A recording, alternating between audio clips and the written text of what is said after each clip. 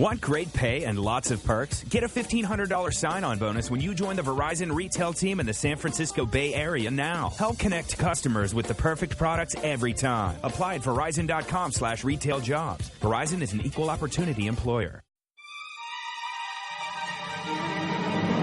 And then he has this amazing moment where he's like, we're not trying to take anything away from you. Right. We're just trying to culture away. And We're not trying to take anything away from you. We're just trying to take the Jews away from us. See? It's totally different, Micah. I want to say purge. Jesus. Exterminate. No. Solution. Okay, it's a solution. But like, it's the last solution we're gonna have. God awful movie.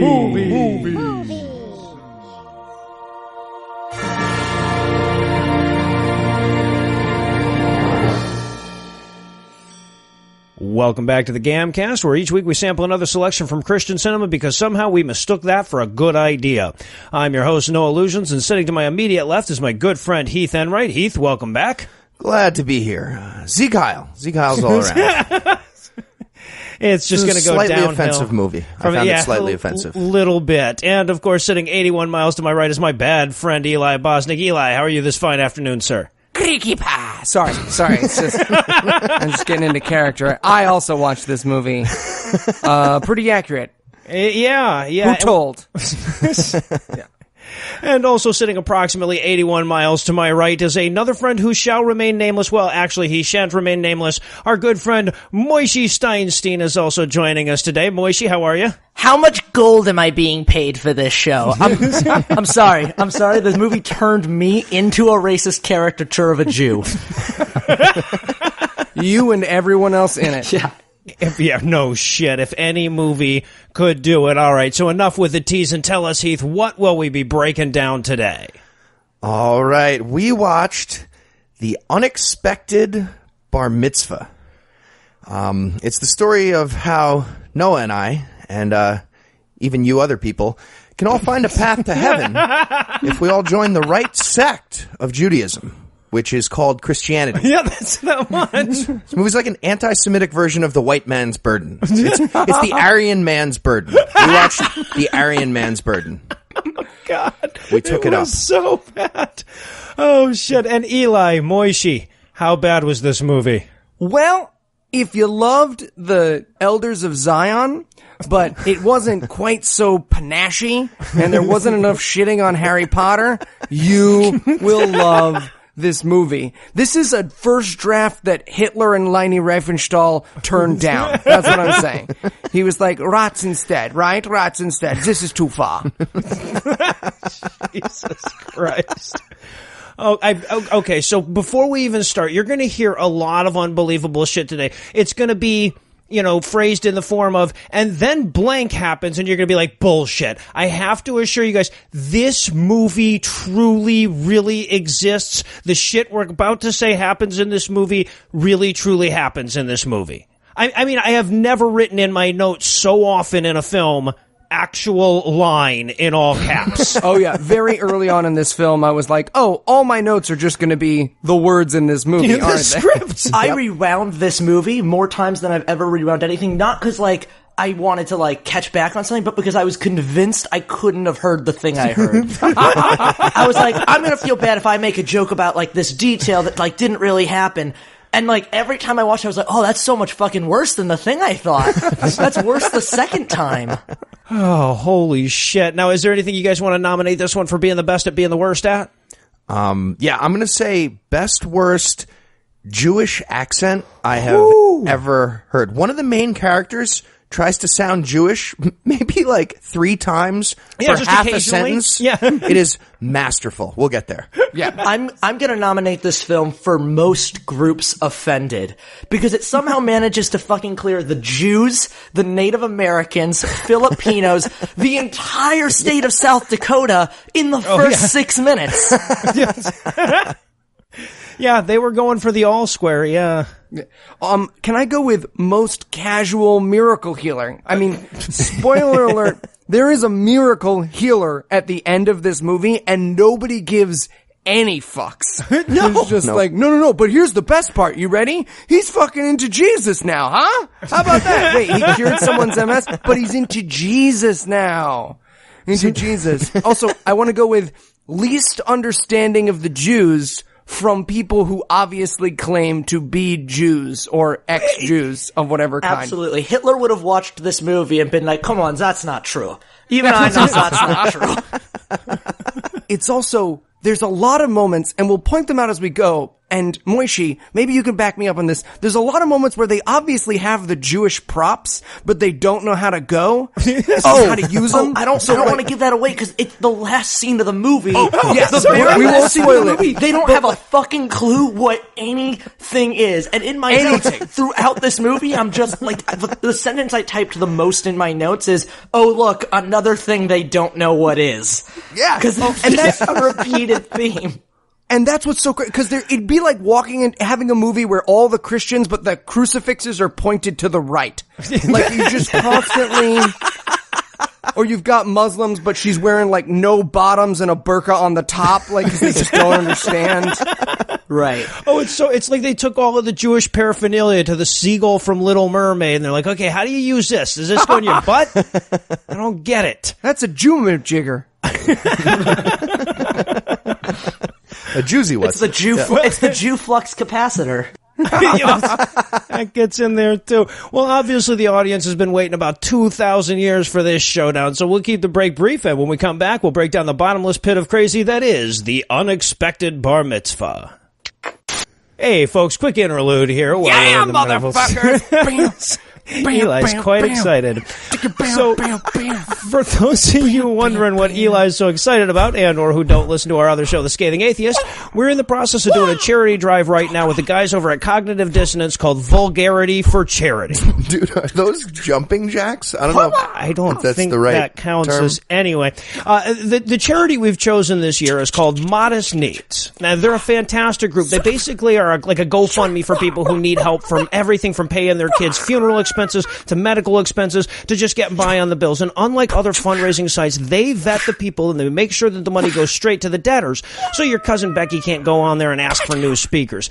And we could single-handedly clear that entire website of all its debt if every listener to our show chipped in. I think maybe it's karate, or he's choking. It's a combination. I really don't want to know. So here's how you can play along. If you make a donation to Modest Needs of $20 or more, we'll insult any person of your choosing, from your sister to Stephen Baldwin, on air in one of our upcoming episodes. Donate $50 or more, and you're entered to win an insult from a special guest roaster.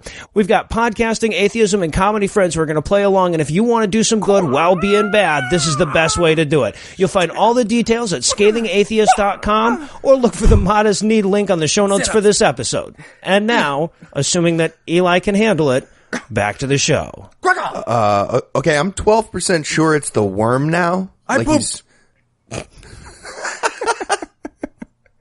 He's dancing back at Kirk Cameron.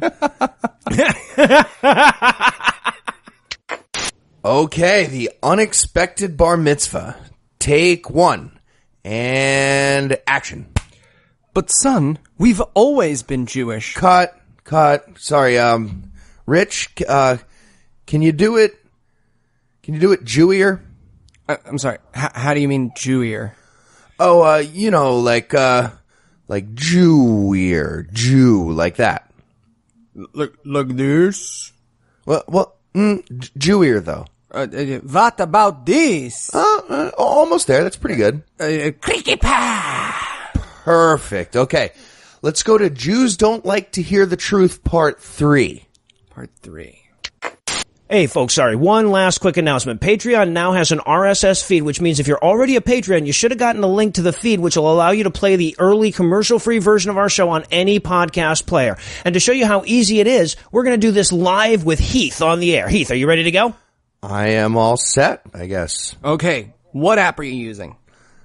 The podcast one. App. Mm-hmm. Can you describe it? I use it to listen to podcasts on my phone.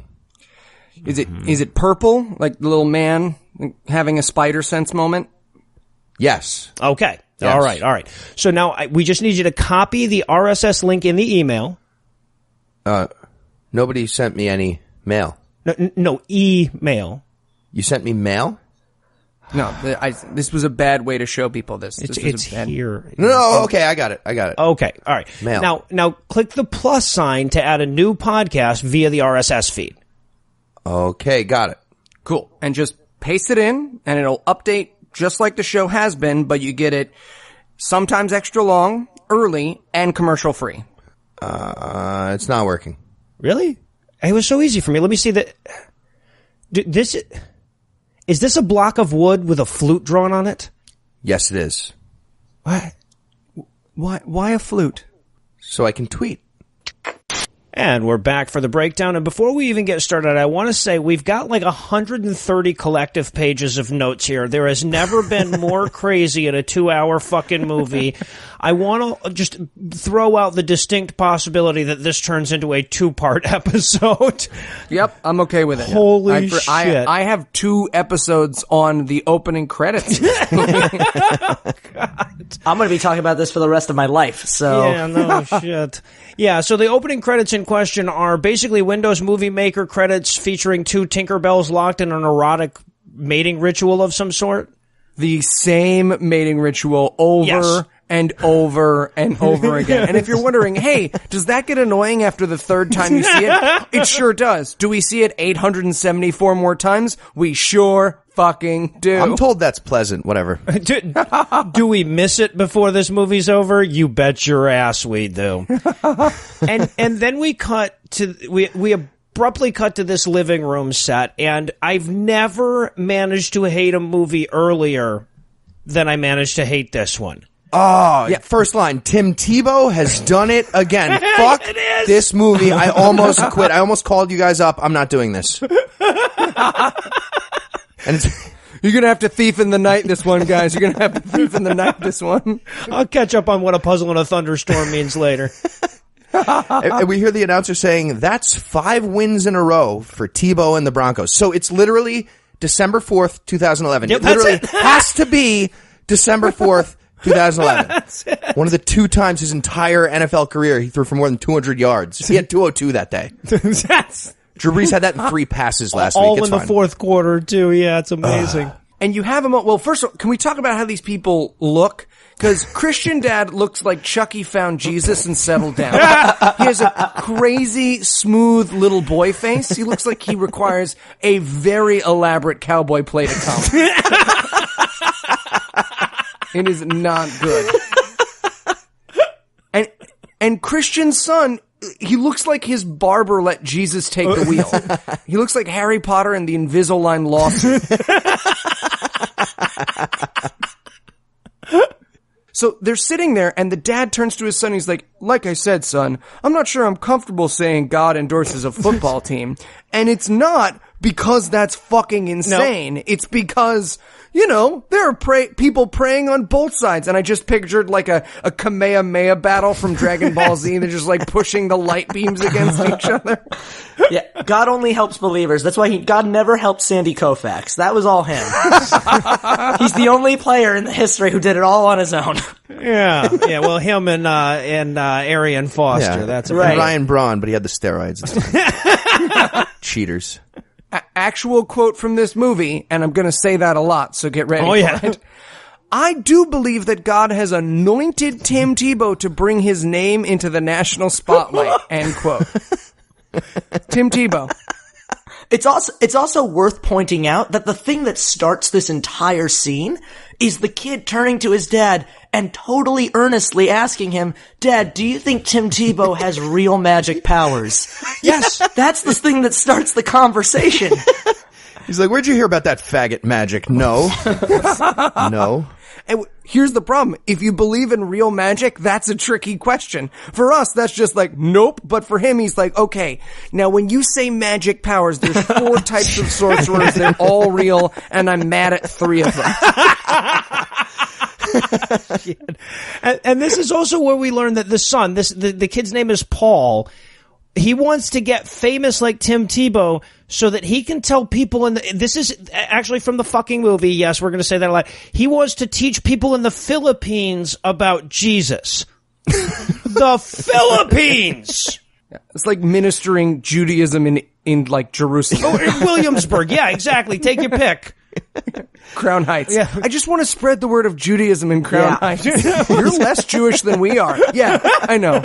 You know, the Philippines. That part of the world where they take the book seriously and we had to send other people by to be like, just kidding. Here, we're going to take that from you. Yes. Don't burn wishes. Don't do it. I know. We came with fire and also told you that book was true. I would be confused too. Yeah. Philippines hasn't heard of Christianity yet. This is a great plan. Maybe bring some unmarked aspirin pills. See how that goes. Good luck. Oh, for fuck's sake. Yeah, it's literally one of the most Christian nations in the world, by the way. Yeah, I Googled the exact statistics. It's 86% Roman Catholic, 6% belong to various nationalized Christian cults, and another 2%, I didn't say that, that's literally from the fucking first result on Google, and another 2% belong to well over 100 Protestant denominations. It's the fourth largest Christian country on the planet. You have to try to name a place more Christian. Right. And by the way, I was thinking about this Tebow thing, and I was thinking to myself, why would God make Tebow left-handed, since that's a sign of Satan, right? Yeah. But then I remembered he made Tebow right-handed, and just nobody told Tebow, so it's fine. That's why he's been shot putting the ball at the ground for the last 10 years.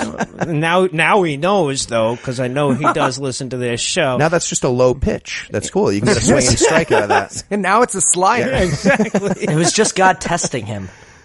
So, clearly, as we'll learn. So then Dad is not convinced by this whole missionary thing to the Philippines. So Dad gives the kid a book about about mission work in Asia.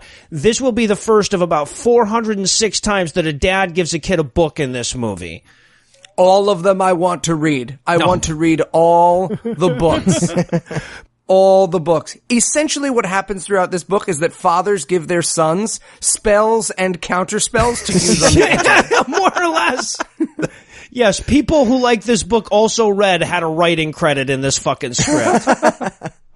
So meanwhile, we cut to a Jewish family that's also celebrating the amazing Tebow comeback. Well, the kid is anyway. The dad is angry because he will only be angry in this film until the end of the third act. And this is where we see for the first time what these people think Jews sound like. Oh, God. Okay, so first of all, we need to talk about Dad, who is Jewish John Malkovich. All right? He's John Moilkovich. We learn that what this actor's portrayal of a Jew is going to be is to speak very, very clearly and carefully when he is not shouting at his son.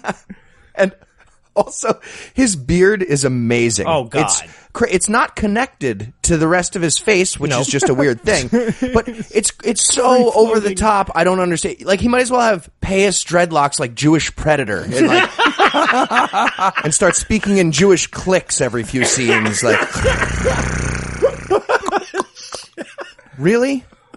Oh, God. So the son is celebrating that Tim Tebow has also scored a touchdown, and he doesn't understand that Tim Tebow is praying, so he turns to his dad and he's like, "What's he doing down on one knee, Dad? Have you ever heard of that?" And Dad's like, "We do not talk about him. I find that very offensive." And that's when I realized for the first time in this movie that Jews think the word Jesus is offensive. Yes. It is the Voldemort of the Jewish household, according to this movie. And then the worst part is then the kid goes, "But doesn't Tim Tebow worship the same God as us?" And the dad goes, "No." Yeah. And it's the moment I realized, oh, it's not just the Philippines. They don't know what Jews are either. That's the central conceit of the film, is we don't know what the Philippines are, and we're pretty sure the Jews worship the sun. But he basically turns to him and he's like, "One more word about Tim Tebow and I'll cut off your dick again." Yeah, and of course, this is where this dad also gives his son a book, but instead of it being a Christian book, it's a Holocaust book because he's Jewish. We are 2 minutes into meeting this Jewish family before they're like, how many minutes do they go before Holocaust talk? 2? 4? Jews have a birds and the bees-esque talk with their children about the Holocaust. It's like, son, you're old enough now. This is what happens when we let people tell us which train to go on. You ever been in Brooklyn? It happens at 12 because you never learn about it before then. The dad sits you down and he's like, it's time I told you about a man named Adolf. Also, all of the pronunciation of this Jewish dad and of all the Jewish characters in the movie is like the Jewish equivalent of the douche who calls it mozzarella. Oh, like, yeah. It's just fucking unbearable. The guy who pronounces Nietzsche correctly. No, and I want to point out, and I will have so many fucking notes on this, and I apologize in advance for this, but the sound mixing in this movie is about as offensive as the anti-Semitism. I found those two things equally offensive throughout this fucking film. Like, the mom character, right? This character whispers every time she's on screen, and in this movie, whoever's closer to the camera is louder. Yes. My mom is constantly on mute throughout this movie, as we will learn. Yeah. And Mom looks like an Irish cop going undercover in Williamsburg. It is. She is not. She looks like Sam Kinison dressed up as Molly Shannon, dressed up as a Jewish lady in Williamsburg. It's not a good look. Hanukkah! I wrote in my notes, she looks like the beginning of an infomercial. She's like always about to fail to open milk. There has to be a better way. Oh, shit. And so now we go back to the Good Christian Family, where apparently Paul just finished his book about ministering to people in Asia.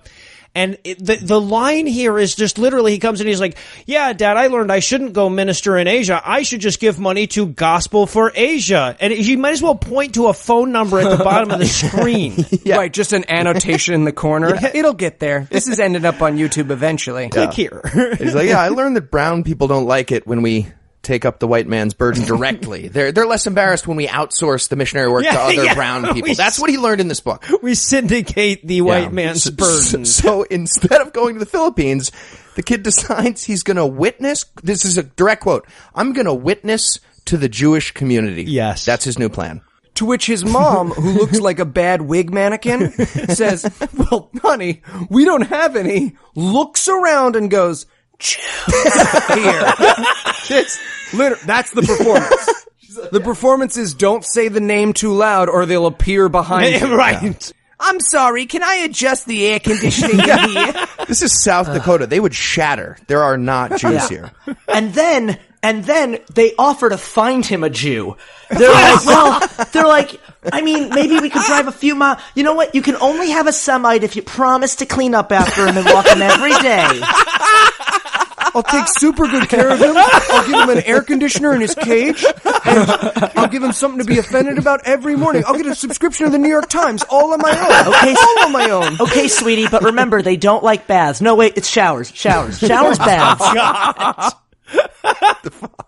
We said that, like, well, if we can't find you a Jew, how about a Native American? Mormons think they're Jews. They're like Jews. But they literally, they're like, well, what about the Native Americans? They don't know about Jesus. And the kid's like, no, we killed all of them, remember? I'll take you to a Redskins game if you want. And at first I was super offended by that whole Native. I thought I was like, why are they even bringing up the Native Americans? And then I remembered the movie's track record up until this point with like knowing what things are. And I realized for all we fucking know, they think Native Americans are like deer. That's what they're talking about. For all we fucking know with these writers. Right. And he convinces him at the end. He goes, well, hey, I got you this book called 10 Amazing Jews They Thought for Themselves, and we're all seeing it. You're not. It's on Amazon. It's a penny. I want that book. Yeah. It's by Sid Roth, and spoiler, the 10 Jews were amazing because they stopped being Jewish. Yes, yeah, that's the amazing That's the book. thing they did. It's the best thing a Jew can do. God.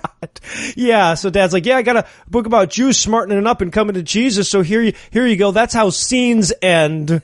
Anyway, so now we cut back to the Jewish family where the Jew kid, Abraham, has been up all night gobbling up his Holocaust book when Dad wakes up in the morning. Right. And by the way, the wall clock says 2:30. So Dad wakes up at 2:30 in the morning. And Abe's like, yeah, I've pretty much done reading. And I think I'd say that an objective observer would say that Holocausts could never happen again, and us Jews are being way too sensitive at this point. It's time to forget, am I right? I'm a Jew who thinks for himself. Ever forget. And they're tricky enough with their language that at this point in my notes, I wrote, and so did Moishi, please let this be a Holocaust denial movie. Please let this be a Holocaust we had the exact same dream. You and I had the same dream for this film. It was like, why do they hate us? And I wanted one of these characters so badly to be like, because we did 9/11. And to be clear, later on in the movie, they do flirt with that. Like, the Jews brought it on themselves. And that's the movie where I fucking punched a hole through my television set. But they do flirt with that later on. Yeah, no, we got there. We don't get quite to like the claims in this movie are more insane than the Jews did 9/11. That would not be the most insane claim in this film if it was in this film. It's more insane than like traditional Holocaust denial. Because traditional Holocaust denial is at least just like, I just don't think that history happened. And yeah, you're fucking wrong. But this movie is like, I think it happened, but only because God wasn't on our side enough. Yes, right, because you guys didn't listen about Jesus. Yeah, that is this. We'll get there, but yes, that's where this fucking movie goes. This should be called Researching for Bobby Fischer. And I love, too, because, like, the kid's going like, well, I don't think something like this could happen anymore. There's not that kind of anti-Semitism in the world today, is there? And the dad's like, well, we're making this. I mean, we're trying. It's not we're doing our catching best. The same kind of audience at this point. If you'd finished the fucking scene, you'd be that much closer. You still have to edit it. And of course, this is also where we first really meet the mom, where she has to get onto him for yelling at the kid. At least I assume that's what she was whispering. Oh, and her name is Hava. Yep. Hava. I am 100% certain the writers started just naming Jewish words, and somebody said Hava Nagila, and nobody else said anything. That's and they were like, first and last, guys. It. We got first and last now. All right, we're just going to go with Hava, though. That's fine. Shit. Can we name the main character Tevye? No. We gotta choose one of the other characters from the only Jewish thing any of us have ever seen. Because you can see them imitating Fiddler at various points through this movie. The 3 times Dad tries a Jewish accent, it's him doing a Zero Mostel impression. Oh, yeah. It's not like he might as well just be going Jews. like blah, blah, blah, blah. Would have been almost the same. So now we're going to get this great scene where the Christian dad and the Jewish dad meet over the phone. But before we get there, I want to talk about this weird establishing shot. Because, okay, it's such a minor thing, but just between going from the Jewish guy to the phone call, between these two scenes, they just show what appears to be Mount Fuji for a second. Just like, as though to say, we know what establishing shots are. We're not going to use them anymore, but we just want to let you know we do know. There are very few crazy billionaire money changes I would make to this movie, but one that I would is I would dub over that scene, and just when the mountain appears, I would have someone go, mountain! And then just continue the scene. That would make this movie perfect for me. It's not already not perfect, No, but that's pretty close. that would help. This is where people started after the flood. We do believe that part. And okay, so what's going on here is that the Christian dad is hiring the Jewish dad to be a professor at his college that he owns, I guess. I don't know, whatever the fuck. They don't know how colleges work in these movies. Also, Moishi, be with me here.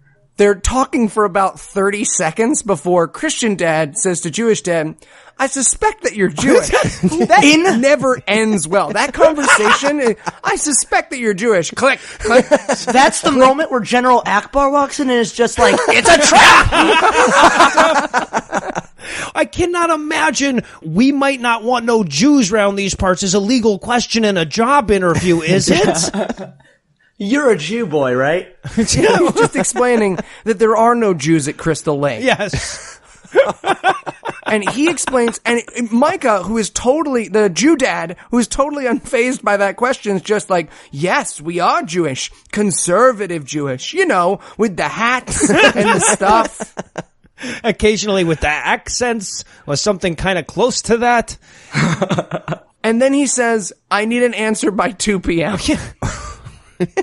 Well, there's a ton of like superfluous detail in this conversation as well. This movie does this for like constantly, but we hear them negotiating the rent on the house that he's going to get when they get there. Yeah. Yeah, well, that's only to show how thrilled the Jewish dad is about how cheap the rent is. And I'm not making that up. There's a moment where the fucking Christian dad goes, the house next to me is available for only $500. And the Jewish dad goes, a week? And the Christian dad goes, no, a month. And the Jewish dad fucking pops a boner and the table moves. You know, the house next door to me is only available for 50,000 pennies. 1, 2, 3, 1 moment, 4, 5. It's a deal. Oh, fuck's sake, it's so bad. So then, Come, I got a bargain. 499. Now the real conversation begins. Crack, crack. So then we get, like, he's got to go tell his wife that, yes, he's got a job, but it's all the way in South Dakota. And I will admit, like, the movie does get that right. No one wants to be in South fucking Dakota, except people in North Dakota. Yeah. Except, this scene is supposed to be comedy, and it is so upsetting. It is Nazi community theater. That's the only way I can describe it. Yes. They keep using Jew words, and this is the first time they do Jew voice, where they go like, oh, gavoy! Just my goibel do goibel? And it is painful. There's at one point, the mom stumbles the word mashugana out of her mouth, which comes out mashugar. And she's supposed to be surprised by, like, everything he's saying. He's like, oh, it's so cold. And she goes, cold? And he goes, but, I'm sure we can get a rabbi over the internet. Internet? She's just shocked by every fucking word that comes out of his mouth. Yeah, she took performance notes from Scooby-Doo. A cyber synagogue. Yeah, her Yiddish sounds like me trying to use Ebonics. It's not good. So I'd be tripping constant. This snow is going to be all up in my grill piece. It's not natural. So now we head back to South Dakota with a good Christian family so that the dad can come in and basically say to the mom, remember how we said the other day that we don't have no Jews? Well, I got us one. Yeah, I found us one. They're discussing the town getting its first Jew like it was an Arby's franchise, you know? Yeah, he's like, hey, you know how we don't have any Jews here? And she's like, how do you know we're getting Jews? And he's like, oh, there's this app on Chrome that puts their names in brackets. It's pretty cool. And then mom starts getting frustrated. She's worried. She's like, yeah, but Paul, our son, he's going to be unjewing the Jew all afternoon and he'll never do his homework. Right. That's a concern for her. And then this plumber guy walks in out of the bathroom or whatever. Now, I was convinced, given the quality of the movie that we had up to this point, that guy didn't know they were doing a movie and was just going to kind of walk off screen and never be acknowledged. But fuck, you guys making the movie today? Oh. Well, toilet's still back the fuck up, so don't get the whole crew in there to shit in there. It's clean. It's clean now. I sucked it out, but it's not. It don't flush. He just turns to her. It don't flush. I think he's a real handyman who did not know it was a movie. And he overheard this and he thought they were actually bringing a Jew to town and he was kind of pissed. Oh, is that it? So he goes outside and he clearly calls the Klan. Yeah. Without on dialing. speed dial. Yeah, right, without dialing. right. Just Siri, call Klan, sell. So now we get some Holocaust stuff. Montage. We Yeah, get a Holocaust like a montage. Ken Burns Holocaust montage in the middle of this thing, as though this movie were saying, hey, you got a great anti-Semitism on a scale. What we're doing here is not that bad. Yeah. And we can tell because we have a little Jewish girl voiceover, and we know she's Jewish because her V's and W's are switched. Yes, The only way that I survived was because the bodies fell on me and kept me warm. I mean, not warm, but like, I'm still a little chilly. I could have used 2 or 3 more bodies. That's all I'm saying. Did Stettel have to fall that far away from the rest of the pit? That's all I'm saying. I don't think he did it on purpose. I'm saying how I feel. So apparently, and the reason we're getting this, I guess, is that the son is reading this Jew book about all the Jews that smartened up and came to Christ, and now he has to ask his mother about the problem of evil. Why would God let the Holocaust happen? Great question. Yeah. So good. And her answer is, well, you see, God gave everyone free will, and the Nazis used their free will to do bad things. To which the little boy replies, well, why didn't God protect them? At which point she says, ask him yourself, jingly fucking keys. What a great question. Here are these keys. Those are yours. Just shake them back and forth for as long as you like.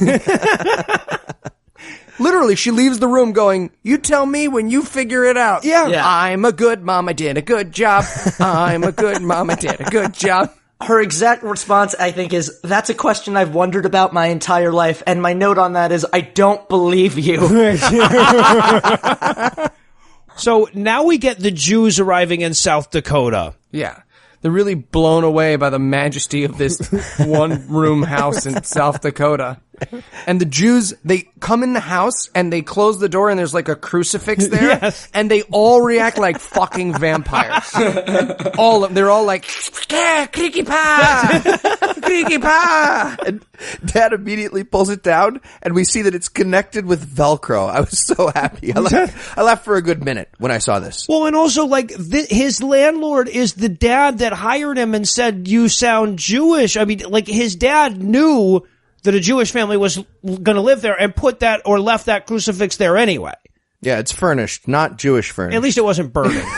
Yeah, exactly. Oh, well, exactly. Count your blessings. Also, he immediately starts to adjust the heat. Most realistic part of this movie. So the son, Abraham, turns to his dad and says, well, there's not a lot of Jews around here. Should I start spreading the word of Jewness to all of these poor Christians? To which the mom's like, nah, it's not tell a lot of people we're Jews. And I wrote, that's probably a good plan, honestly. Yeah, don't hiss. Right. Make sure you don't hiss. Yeah, man. I was raised with that. That's a very real thing, by the way.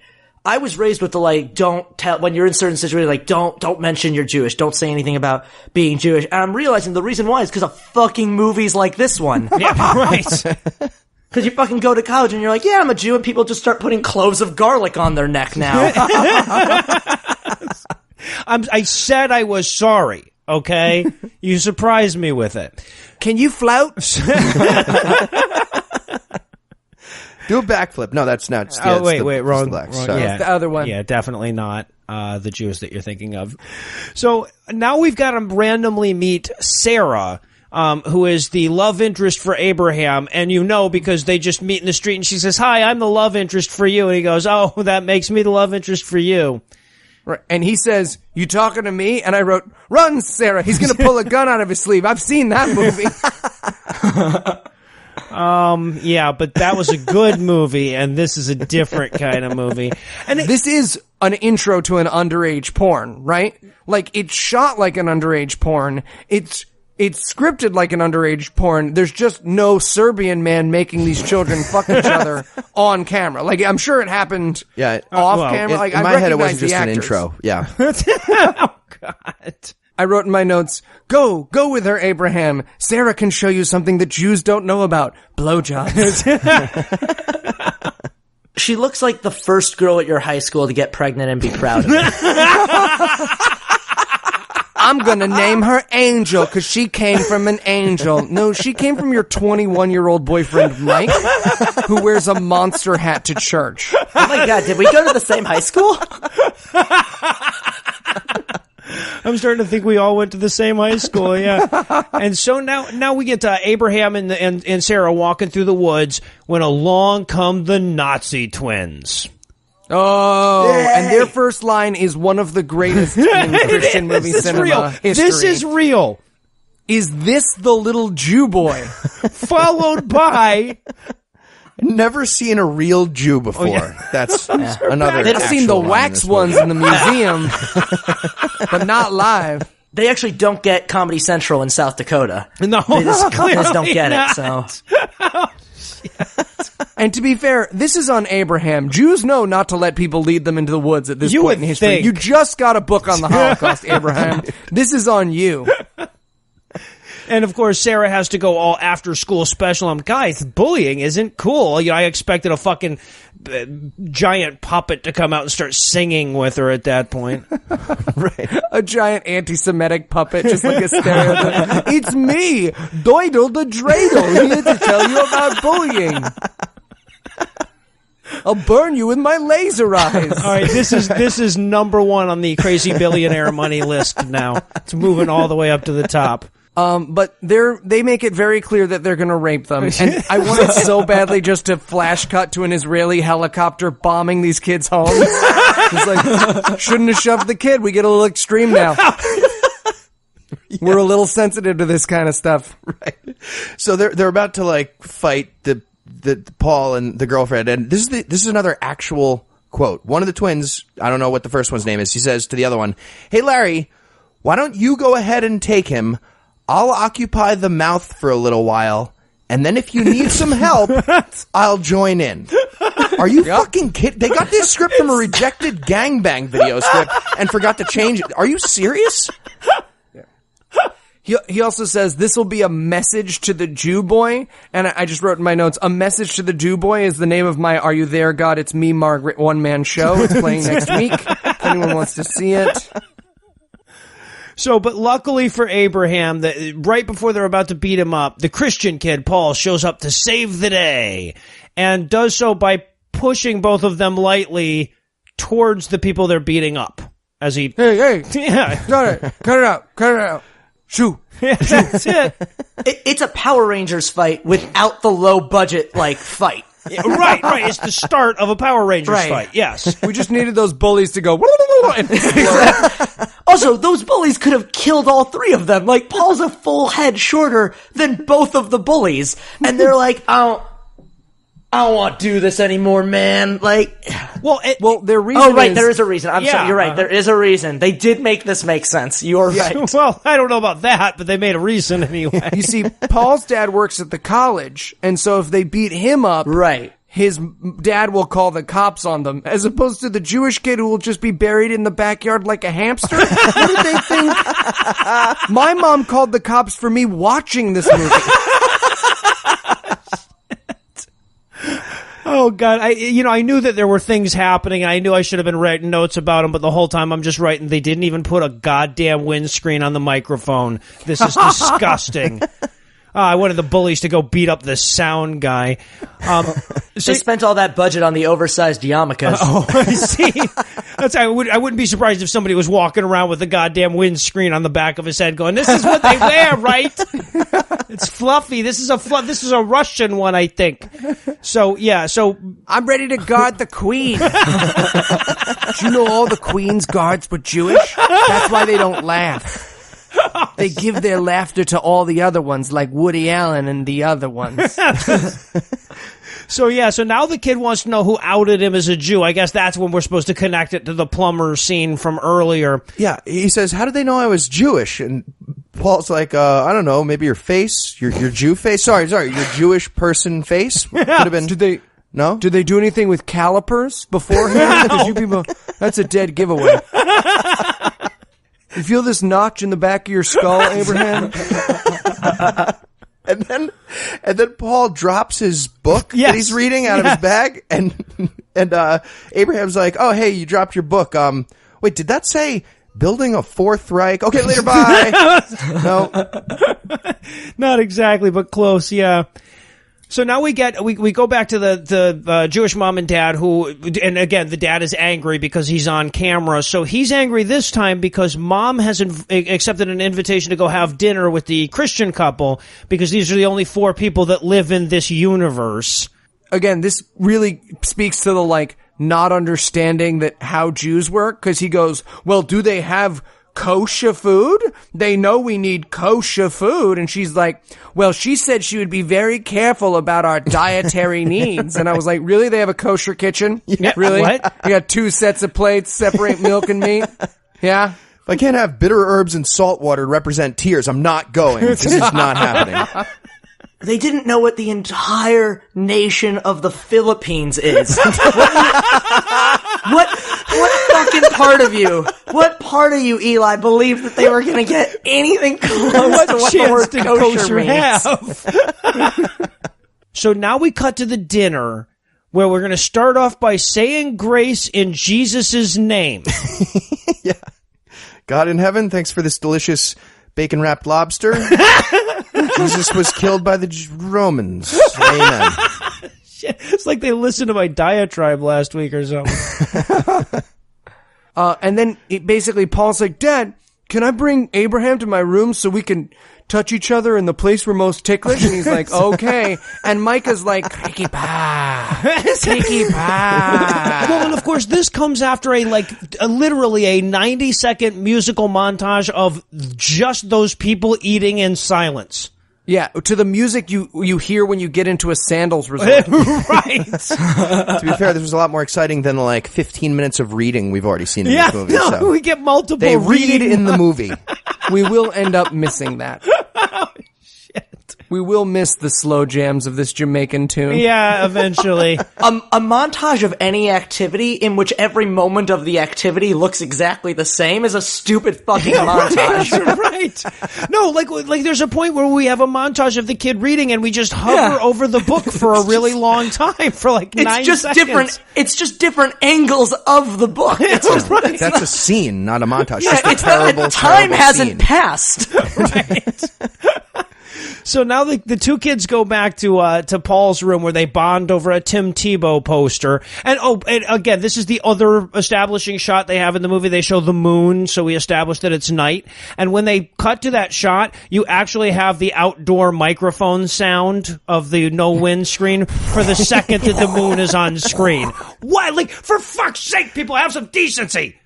Just mute it. Just mute that fucking little clip. Oh, the moon is This outdoors. is where Noah drew the line in this movie. This says a lot about you. Not good things, by the way. This film is as offensive to filmmakers as it is to Jews. I believe so. Or anyone who records audio for a living. Yeah, no shit. So they see, they're like, oh, he's like, oh, you got a Tim Tebow poster. That's awesome. Who's this fellow with the long hair and beard standing amongst these sheep? Yeah. Is it the single most famous character in all of history and fiction and nonfiction? And he's just like, I don't know, some guy. Is he a character from Harry Potter I missed? Yeah. Well, as a Jew, I can confirm I neither recognize Jesus' picture nor am I allowed to say his name. That's actually why they cut off your foreskin. Oh, You get it back if you can make it to 40 without saying the J word. That's the deal. Mad at you guys now. Made me read the Bible. Said it too much. I'm almost going to get it back.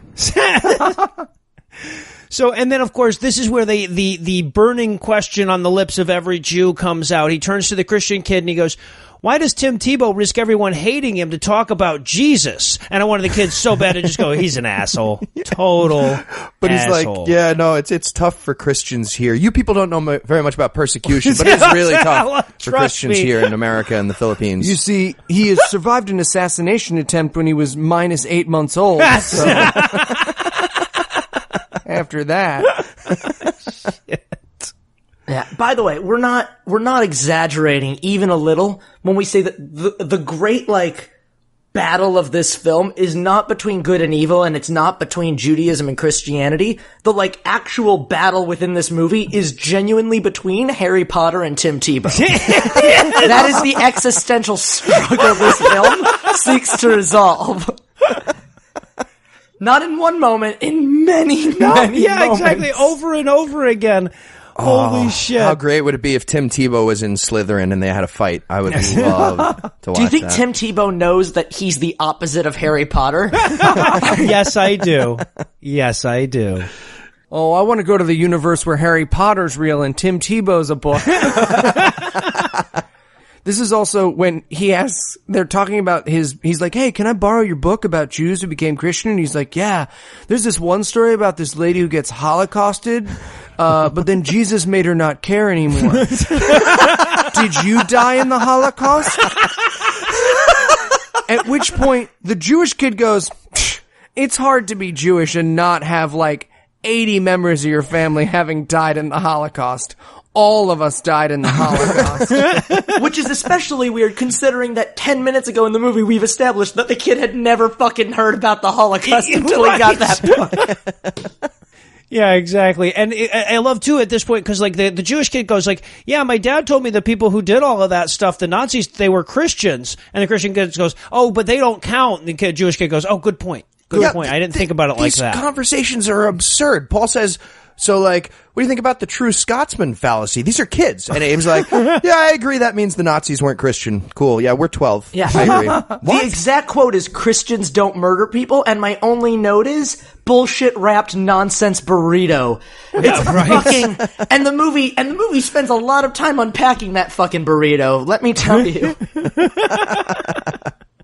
Yeah, exactly. And as though they have no idea how circular their argument just became. Well, it's the point at which we realize they also don't know what Christians are. That's you just get to add it to the list of the things. So now dinner's over. We go back home with the Jewish family, and this is where Dad once again randomly remembers his Jewy accent. How does he choose which times to do that? It just it happens for these short little bursts, and then it goes away. I think he had one of those. You ever seen that ad for that dildo that's on like someone else's iPhone so they can activate it? I think every time the director activated the dildo that was inside him, he was like, "Boy, we homeschool you now." He literally turns into one of the Three Stooges. He goes, "Stoidenly." That's literally the line. He goes, yes. "Stoidenly." Yes. He does like a little tip of the hat, a little dance. He just tries to poke his son in Blocks the the eye eyes. poke. Yeah, exactly. Yeah. Also, exactly. Abraham's like, "Can I go to school today?" And they're like, "No, we told you. We're gonna homeschool you." And then they just fucking leave. Well, go learn some shit. The people who made this movie watched Fiddler on the Roof, and their only note was, Jews are suspicious. God. Just the word suspicious underlined over and over again. Spell with all S's, yeah. So, and then we cut to Paul praying to un-Jew his neighbors. And then the camera pans up to his Jesus poster, and I wanted so bad for the Jesus poster to just wink. I got this. I got this. Or like the shifty eyes from Scooby-Doo when somebody's watching. Yeah, right. Bam, bam, bam, bam, bam, bam, bam, bam. So now we're going to go into one of the most bizarre series of scenes I've ever seen. This is going to happen 3 times in a row. We're going to watch the Jewish kid wake up from a bad dream and then go tell Paul and Sarah about that dream. And Abraham's first dream is that Harry Potter and Jesus get into a wizard fight, but Harry Potter's no match for Jesus, and this is actually what happened. Yeah. Anna, who is as much a Harry Potter fan as I am, turns to me and goes, "How dare you bring this trash into our house," and left the room. And my notes are like, I think my wife's actually mad. I think my wife is actually mad that Harry Potter lost the fight in this movie. We don't say Tebow in this house.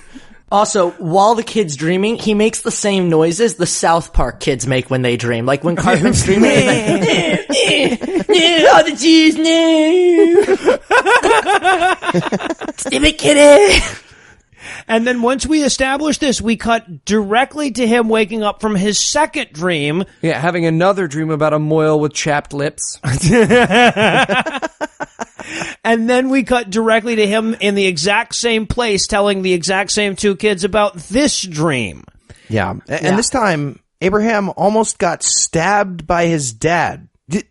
You guys read the book wrong. It's in the Christian one too. Like, that's just, you have it reversed. Well, and okay, so this, but then he's dreaming of the Abraham and Isaac story, but just before his dad brought the knife down, he turned into Jesus, and his dad stabbed Jesus. So the Jewish kid literally dreamed that his Jew dad was murdering Jesus. Also, he can't remember the name of the story. He can't remember how to refer to it. He's like, I had a dream, the one from the Bible where the son kills the one where they buy all the lottery tickets and Monica spills them off the roof and Stevie's really mad. That's the one. Also, Moishi, we do not celebrate, well, I shouldn't say anymore, but we do not celebrate during Rosh Hashanah the story of Abraham almost stabbing Isaac, right? You can't see my eyes, but if you could, I'd ask you to look right into them. I do not fucking know. But I never heard it, right? It was apples and honey. Maybe. apples and honey in New Year. Rosh Hashanah is the Jewish New Year. No Yeah. one was ever like, and then one time a guy was like, I'm crazy. No, I'm not. Ever. My entire childhood. No, and I grew up I- around super Jews. I went to Jewish private school for 9 years, and that's not in my head. I'm hesitant to say, like, no, because I'll feel fucking stupid later, but I'm fairly sure that story is not, like, super relevant to that holiday. But if that kid had been like apples and honey, we would have We been would have like known. We would have apples known. and fucking honey. We would have been in. I'm glad we got that all cleared up. So then We Paul got 3 expl- Jewish listeners who are loving that. Noah. 3 Jewish listeners are loving that shit. Oh, no, they're sending me emails going like, no, actually, they're on the Rosh Hashanah holiday. We do celebrate it. But at any rate, so... That's where you got the voice from, Noah's impersonation. Noah directed this film, I was his guys. dialect coach. We were starting to run low, man. The list was starting to get a little thin. We couldn't just do a Cristiano Brothers movie every week, so I needed this. So there's the movie we should make. It's about Christian movie reviewers who run out of Christian movies, so they start making them in secret. god-awful movies, the movie.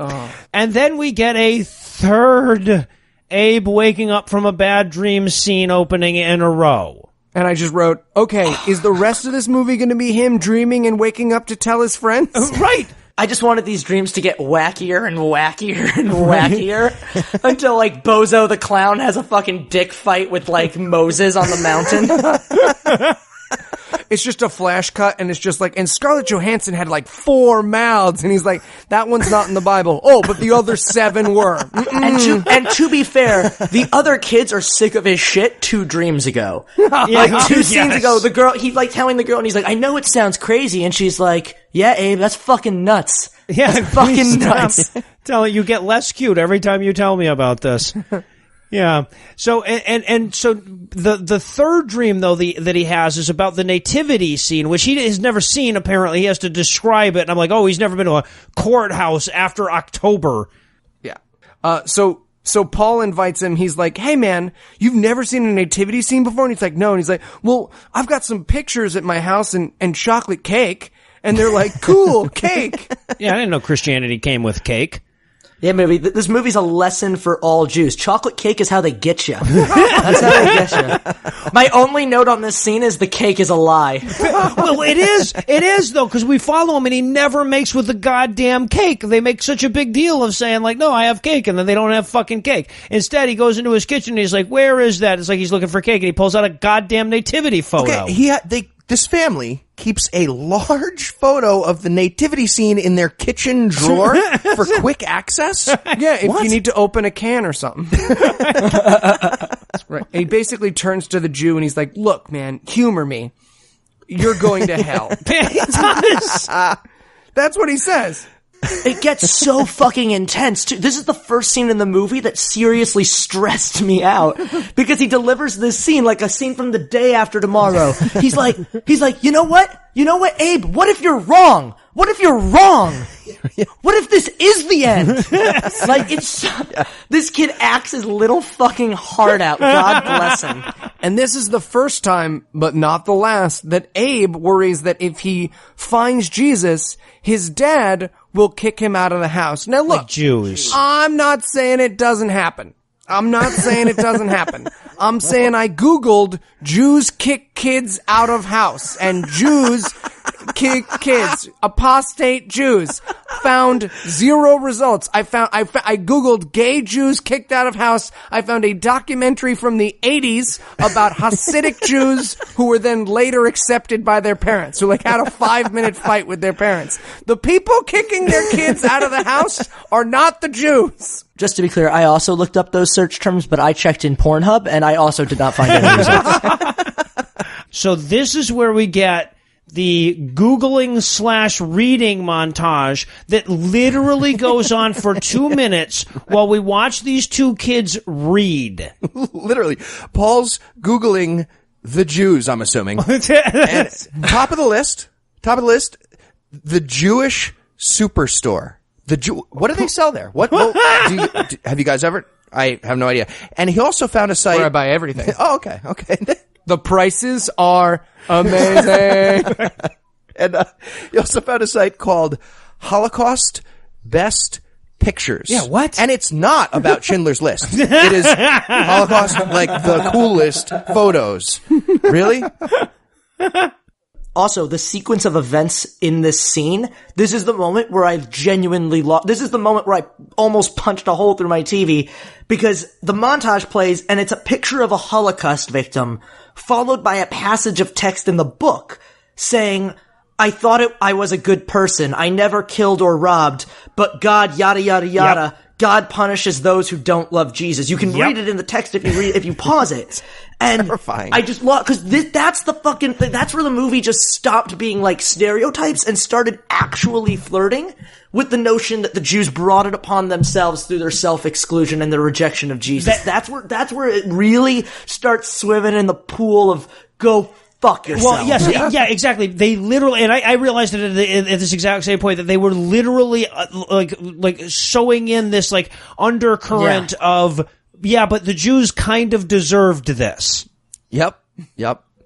And meanwhile, Abe is reading the 10 Amazing Apostate Jews book, and he's 7 chapters in. Right now, he's on the chapter about Dr. Michael Brown. Yes. Dr. Michael Brown is the worst. He's like Michael Savage, but also super anti-Semitic. He started a society that tried to get the entire country of Israel to apologize for doing that and repent. Yes, for murdering Jesus. Yes, that's who's in this fucking book. I can't wait to read it. Don't spoil it for me. Sorry. I would have loved to have been a fly on the wall when like Netanyahu got that letter from him. So, so Abe still has some questions, though. He's starting to really come around to this whole Jesus thing. So he goes home to pray to God. It's so crazy. He's like, hey, God, first time, long time. Sorry, I'm a Jew. What should I do about that? And God literally starts talking to him. He talks back. Oh, yeah, he does. Yeah, he fucking does. Yeah. And by the way, the God voices, it's clearly the Christian kid's dad. It's clearly Could that. not more clearly be he should, honestly, I expected the camera to point over and for him to be in like a sheet with 2 holes cut in it. And just like, I expected everyone in this movie to be in a sheet with 2 holes cut in it, actually, at some point. Or fucking through a sheet like that. Yeah. One or the other. the second hole's for your birthday.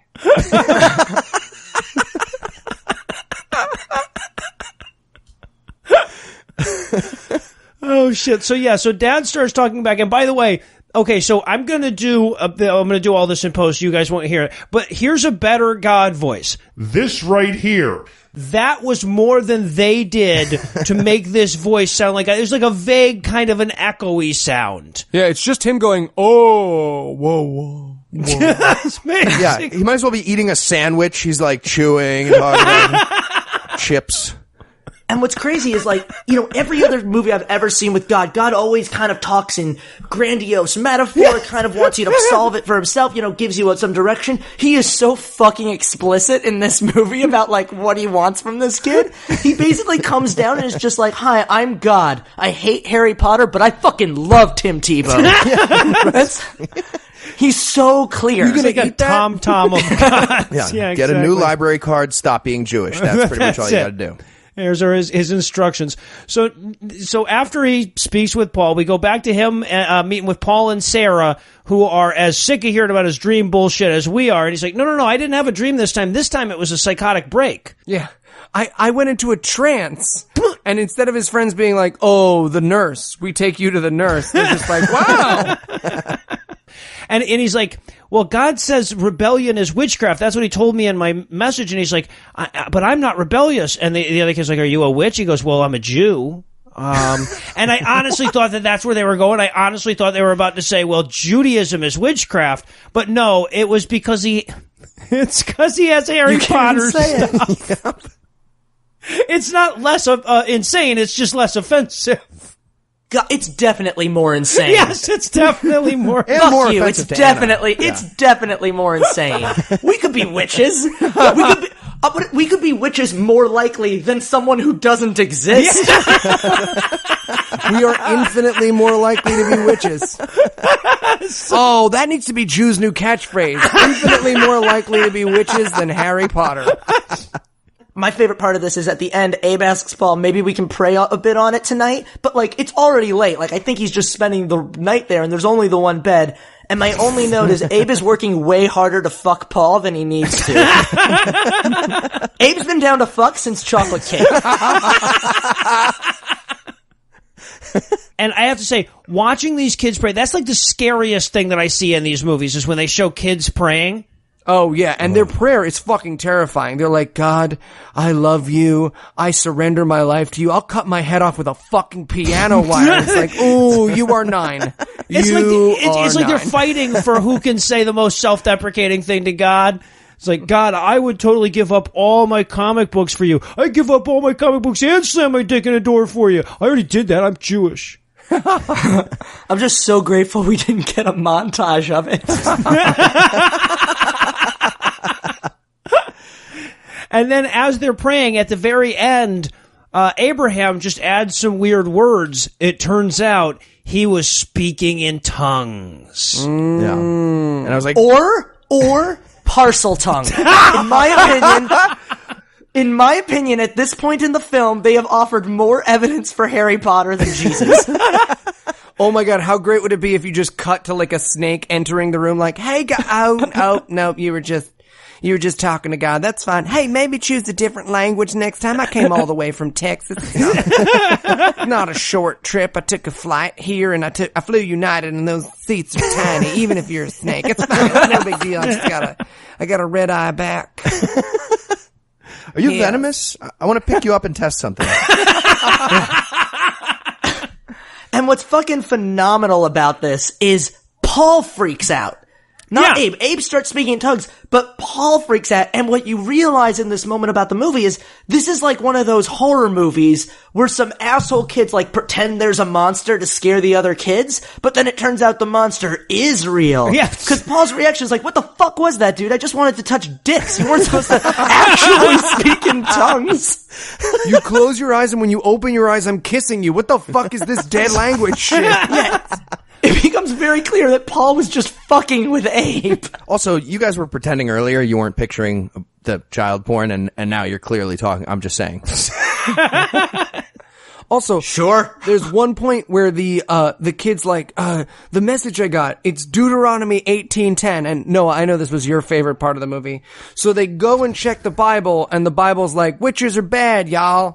And so we watch the kids figure out, like the fucking Goonies, that what they need to do, the solution in this movie, is to burn books. That's where we land. The kids. No, it's not where we land. It's the stair that we start to climb towards the end of the crazy. No, that we is this never movie. land. Yeah. To be fair to this film, though, I did not see it coming. Like, you can say anything you want about this movie. You cannot accuse it of being predictable. No, that is true. That is true. Yeah. They decide that they're going to burn their Harry Potter books, and they talk about it so erotically. I just like, no wonder people fuck kids. I was a towel rack at this point. It's just like, oh yeah, we're gonna burn that book, and the fire shall keep us warm. Yes, brother, the fire shall keep us warm. He's just got his hands running down his chest.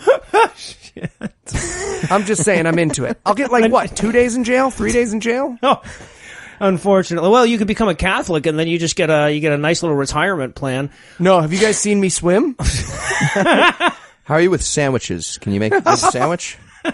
So we cut now to Abe cleaning out all that satanic Harry Potter stuff in his room when Dad shows up. And Dad's like, what are you doing? He's like, clean out the Harry Potter stuff. I don't like it anymore. I like God more. And at first, Dad is pretty stoked about that. Yeah. And but then he gets a little suspicious. He's like, wait, are you and Paul doing gay stuff? And he's like, no. He's like, thank God. Good. Yeah, he has a big moment where he's like, are you gay? And it's like, oh yeah, Jews, super homophobic. That's why there's all those homeless kids wandering around Crown Heights. Yeah. No, that's Utah. That's Utah. No, it was important they balance out the Jew dad character. He's not all bad, you know. He's homophobic. He hates gays correctly. Maybe that's we can it. They all were just agree trying to on make him that. We can sympathetic. all agree on that. But then he says, no, Dad, Jesus Christ is my Messiah. And he's like, good one, you got me. And he's like, no, really, he's my Messiah. At which point, his father tears open his shirt and screams, Baruch atah Adonai Elohim! Okay. I expected him to angrily light candles after that. I'm confused at this part. He finds out that his son is a Christian now, and he yelled a blessing. I mean, the translation is, "Blessed are you, Lord our God, King of the universe, who brings forth bread." Is that a reasonable thing to be yelling there? Isn't that like a good thing? It's like a Christian dad in a movie yelling, "We wish you a Merry Christmas. We wish you." Thank you. Okay. What the fuck? Well, a lot of people don't know this, but Baruch atah Adonai, when yelled at that pitch, actually translates to, "You're tearing me apart, Lisa!" And then I guess they decide that they're going to have to send him to Jew York to be re-Jewified by a Jewish deprogrammer. Oh yeah, I've heard of those. I've heard of those. No, you haven't. Yeah, it was my backup career. Deprogrammer.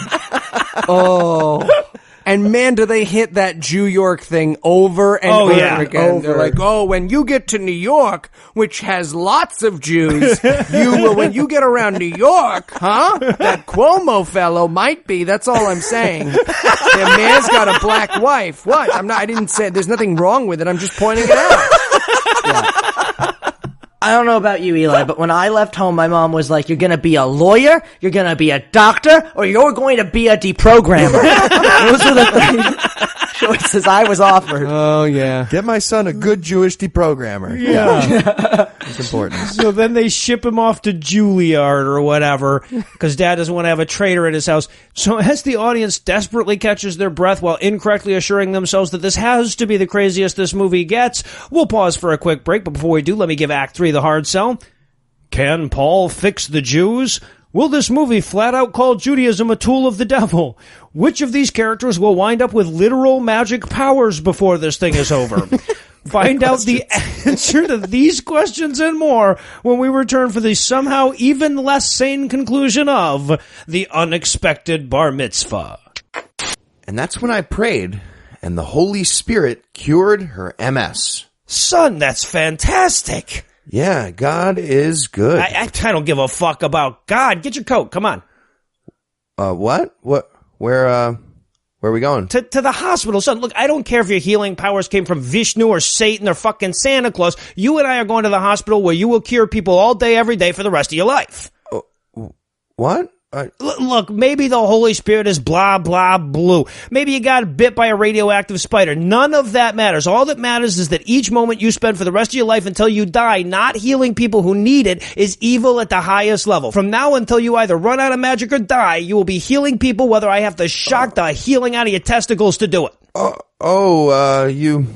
know what? I just remembered that, it was a joke, you see, cause, I'm just gonna go to my room and read some Harry Potter, because it was a joke. Okay, are you sure? Yep, very sure. You had a car battery ready, didn't you? Oh yeah, better safe than sorry. Gotta be prepared. Do you have nipple clamps? And we're back for more of this shit, and we're going to start off with Abe coming downstairs for one of them magic Jew rituals, except for since he likes Jesus now, his dad won't let him join in any Jewy games. Yeah, son, you cannot do Shabbat anymore, where we light candles. Man, do these people not know what Shabbat is. They know it takes place near the fireplace, and they're just sort of generally waving their hand. They got a menorah and like a ham with a big Ghostbusters symbol on top of it. The only thing they're pretty sure about Shabbat is that it's a thing that we take away from our kids to punish them. That we withhold Shabbat. Oh man, I remember the first time I got in trouble bad enough to get Shabbat taken away. I don't want to talk about it. Oh, it's the worst. You go to your room, you leave all the lights on. You turn that TV on right now, mister. Yeah, well, but then the kid starts arguing with him about the Savior and everything and the Messiah, and he almost unjews his dad, but only almost. Yeah, Mom's like, you can't argue with his logic. Yeah, he lands that great zinger, remember? He gets that great joke in on his dad. Oh, right. And Can I tell it? yeah, Can I please tell it? Please tell it. He goes, Dad, you know as well as I that if you put 50 Jews in a room, you're gonna get 50 different opinions. 51. 51. 50. Oh, I fucked it up. God damn it. You can't I tell was the next so joke. excited. I'm sorry, man. You had your one and didn't pass To be the fair, test. I thought when he was like, if you put 50 Jews in one room, I was like, you get the Holocaust. That's what I thought too. I was like, oh man, I remember how this ends. Tell him it's a shower and... Guarantee that took a few takes. There's like, if you put 50 Jews in a room, that's a good start. Wait, sorry. I mean, you get 51 of, and Mom, she almost starts laughing at the really funny joke. She has a lot of truth. She's like, Chris Farley, David Spade almost cracking with the Matt Foley thing. Oh, so good. And she's fantastic. She goes, stop it right now. You don't want to provoke your father on Shabbat. Like when it's Shabbat, that's when you won't like him when he's angry on Shabbat. You won't like me when I'm holy. There's also one really good line at the end of this scene where he turns to her and he goes, you better get used to not having a son just in case. Like they're gonna fucking take him out back and shoot him. I wanted him to go just like God didn't, remember? It's got the Jesus rabies. This I has wanted gotta so end. badly for him to have a glass box in the corner with a big, long, Isaac-shaped knife. Break in case of apostasy. So meanwhile, of course, Sarah and Paul have been trying to research what happened to Abraham when he went into his trance or whatever.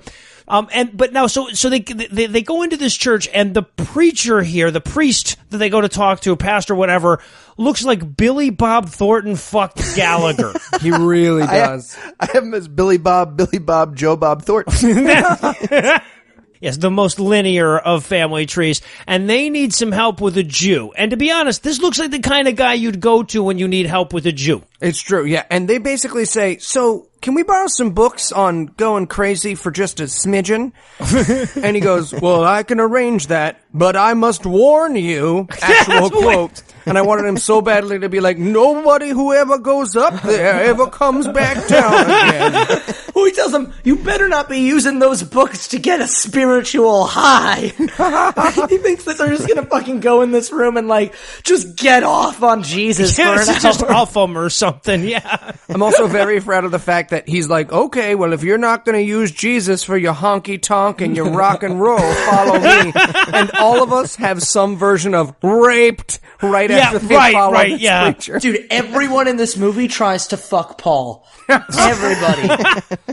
So then we get them leaving, and we have this prolonged conversation between the two of them trying to figure out which denomination of Christianity is correct at 12 years old. Oh, but the girl accidentally stumbles on the true thing for a second. Yeah, She's amazing. She's like, I mean, they can't both be right.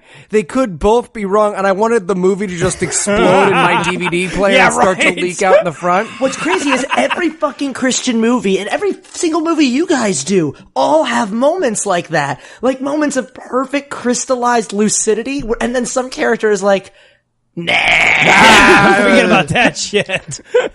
Jingly keys.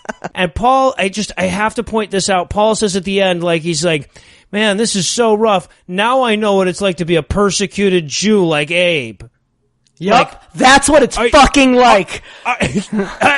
Are you... I wanted two kids in the line for a gas chamber to turn to, like a flashback to two kids in the line in the gas chamber to be like, yeah, but can you imagine what it'll be like to be a Pentecostal having to explain to a Baptist? I think a Baptist. At least we don't have to sell cake to gay people. This isn't bad. Look, we get these cool tattoos. Huh? Oh, mine's got a 9 in it. That's good. Come on, they gotta eat those stale wafers? I'd rather eat nothing than a stale wafer. In fact, that's what I eat right now. That's what we eat. We eat nothing. So then we get Sarah and Paul. They just happen to walk by as Dad's shipping Abe off to Jew camp. Yeah, and Sarah's like, it's okay, he's probably just going to a farm upstate where he can run and play with the other Jews. It's just air conditioners on every wall, he can just adjust and adjust. Her exact line is, I'm sure he's going on a trip somewhere. Yeah. Equals a thing Germans literally said about their Jewish neighbors circa 1939. Oh, man, they are putting him on a train, too, aren't they? Holy shit. This gets really bad. Oh, no, they're all going to be together. It's going to be They'll get a nice shower. They like to live amongst themselves. What's funny is we're all doing an impression of the Germans, but we're all doing the Jewish accent still. I don't have a good German accent. I don't have a good Jewish accent either. But for this movie, by this movie's standard, I pretty much got it nailed. Oh, you're one of those fucking Jews, bro? You one of those fucking brutes? Huh? You one of those fucking Jews, bro? It's like being in Berlin. So now we get what I believe may just be the most insane scene in this entire movie. This is where Abe's heading off to be re-Jewed, and he meets a burly old touchy-feely stranger Jew who puts his arm around him. Yes. The scene opens with this man's arm around a child. Yeah, this child in this movie doesn't know. Does not know. It's so jarring. You actually do like pause it for a second and go, wait, we met this guy earlier, right? And you have to remember that you didn't, because this is just the shit that happens in this world. Yeah, the first thing he says is this is the order of actions. He puts his arm around this strange child and goes, "Hey, I'm sorry to bother you, but God wants you to listen to this song." Yeah, what? God wants you to listen to my demo tape. My note here is, I feel like God wants me to gently caress your sweet milky buttocks. Yep. It's so uncomfortable. Put in these headphones and smell this rag. Follow this trail of iPods and candy to my van, and I'll tell you all. Shit. And it turns out he's a Jewish Christian. He's a Jew for Messianic. Jesus. There's also this phenomenal moment where he's talking to Abraham about like how difficult it was to come out to his friends and family as a Jew who believes in Jesus. And Abraham asks him, he's like, was it hard to come out to your family about this? And I swear to God, like, you can almost hear the echo inside the guy's head, like, oh no, it was way worse when I came out for being a pedophile. That was much more difficult conversation. Oh, the New Testament was nothing compared to the NAMBLA membership card, let me tell you. I did get to introduce them to Donald Trump, though. So now, of course, we're an hour and 15 minutes into this movie. Great time to meet new characters. So we're going to now meet a whole new family of Jews. This is Abe's cousins in New York that they sent him to meet. Yeah. And so there's a little girl, she's in a wheelchair, and this is how they broach this subject.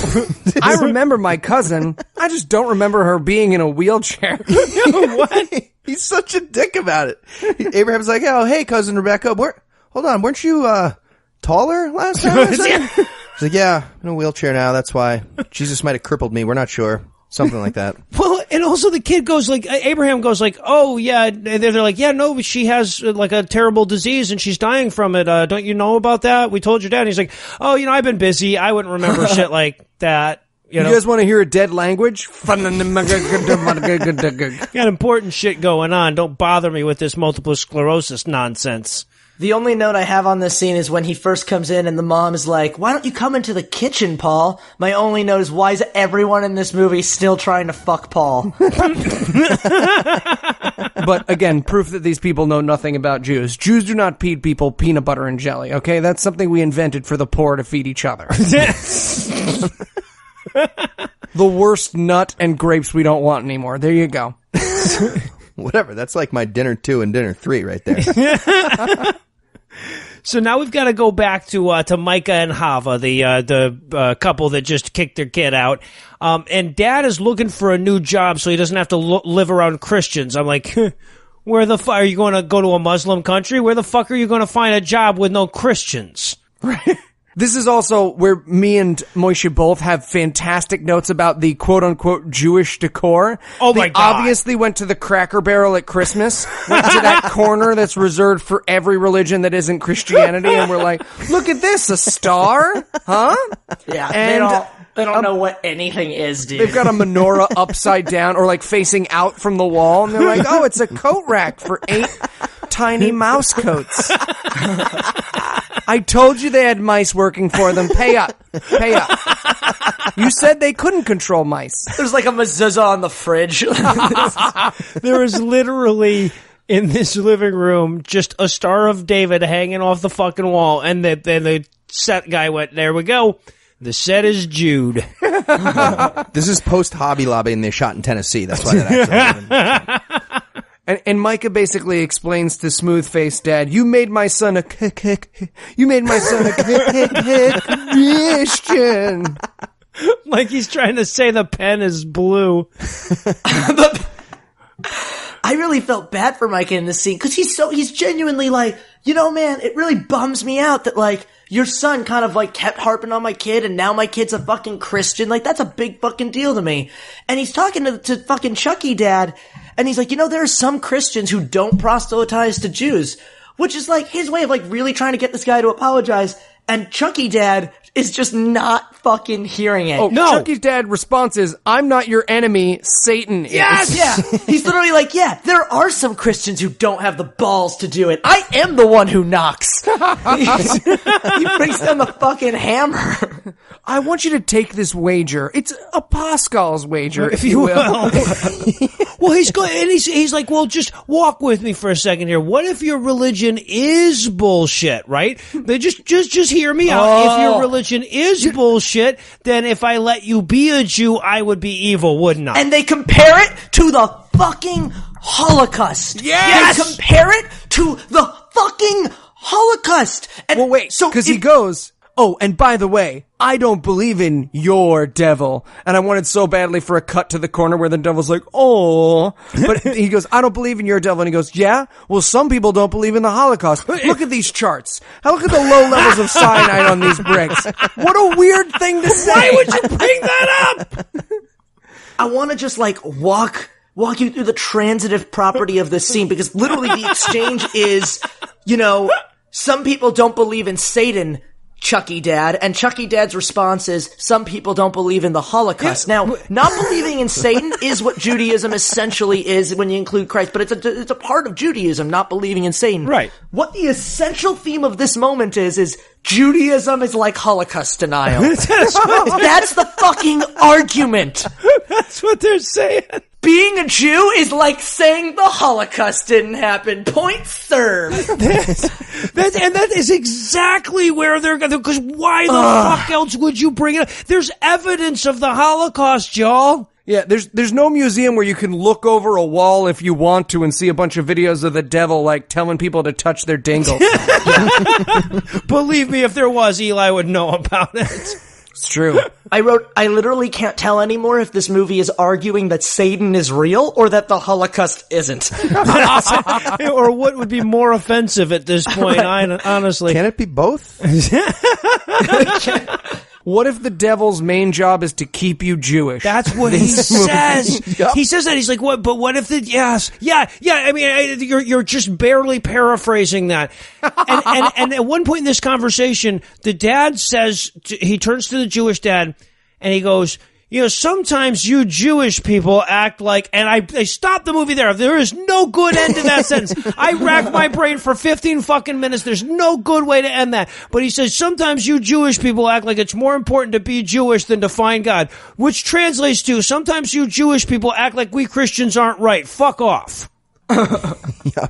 Oh my god, The Crusades, the movie. Fuck. And then he has this amazing moment where he's like, we're not trying to take anything away from you. Right. We're just trying to cure, Take not your cure, culture fix. away. And We're not trying to take anything away from you. We're just trying to take the Jews away from us. See? It's totally different, Micah. I want to say purge. Jesus. Exterminate. No. Solution. Okay, it's a solution. A But like, it's that's the me. last solution we're gonna have. That's on me. That's on me. I should have. The word solution rung a bell, and I thought it was a positive one, but it is not. And so now we cut back to New York where we meet back up with Abraham, and apparently they've brought out a rabbi to like talk him out of his Christianity. By the way, the brother looks nothing fucking like the dad, like Micah. Oh, Did we ever talk about that? They look nothing fucking alike. Oh, well, they gave a half-hearted try to make one character in this movie look Jewish, and no one else looks remotely Not even Jewish. a little. No. Not even a little bit. The rabbi they got was like the guy who plays Santa in their community. They were like, hey, Steve, well, you still got that beard. How do you feel about playing a rabbi? And he was like, another gig, I'm in. But to be fair, when Hollywood has like millions and millions of dollars to spend to find like an attractive Jew for a movie, they still go, fuck it, get Eric Bana. That's true. To be fair to this film. So now Abe comes out to meet the rabbi, won't shake his hand like a dick. I mean, like, does it, like, is the message of this movie don't touch Jews? Anyway, so... Well, he didn't want to cure him. He's magical. Oh, right, He didn't right. want to Well, just, like, spoiler. cure him for free. Right. Yeah. Rabbi starts to tell the kid about being brainwashed, to which Abe responds, am I being detained? You have to tell me if you're a cop. Well, his actual answer is basically he turns to the rabbi and he's like, have you ever gotten down on your knees and begged your religion to be wrong? And the rabbi's like, no. And he's like, checkmate, bitch. Also, the rabbi's spot on. The rabbi gives this great speech Oh, where yeah. he's like, sometimes when you're vulnerable and you're in a bad place and you're feeling lonely, people are going to try to take advantage of that, and you're going to think that they're telling you true things, but in actuality, you're just emotionally vulnerable and looking for that connection. And he really gives a good description of how all fucking religions Right. Again, it's that moment of like intellectual sobriety on the part of the writer where he just immediately moves past it and goes back to crazy town. right. Maybe they Well, can he both basically be says, wrong. you haven't gotten on your knees and said, what if I'm wrong? Pretty please let me be wrong. And so the rabbi's like, well, can't argue with that. He's Mr. Sugar. Yeah, And it's so bad.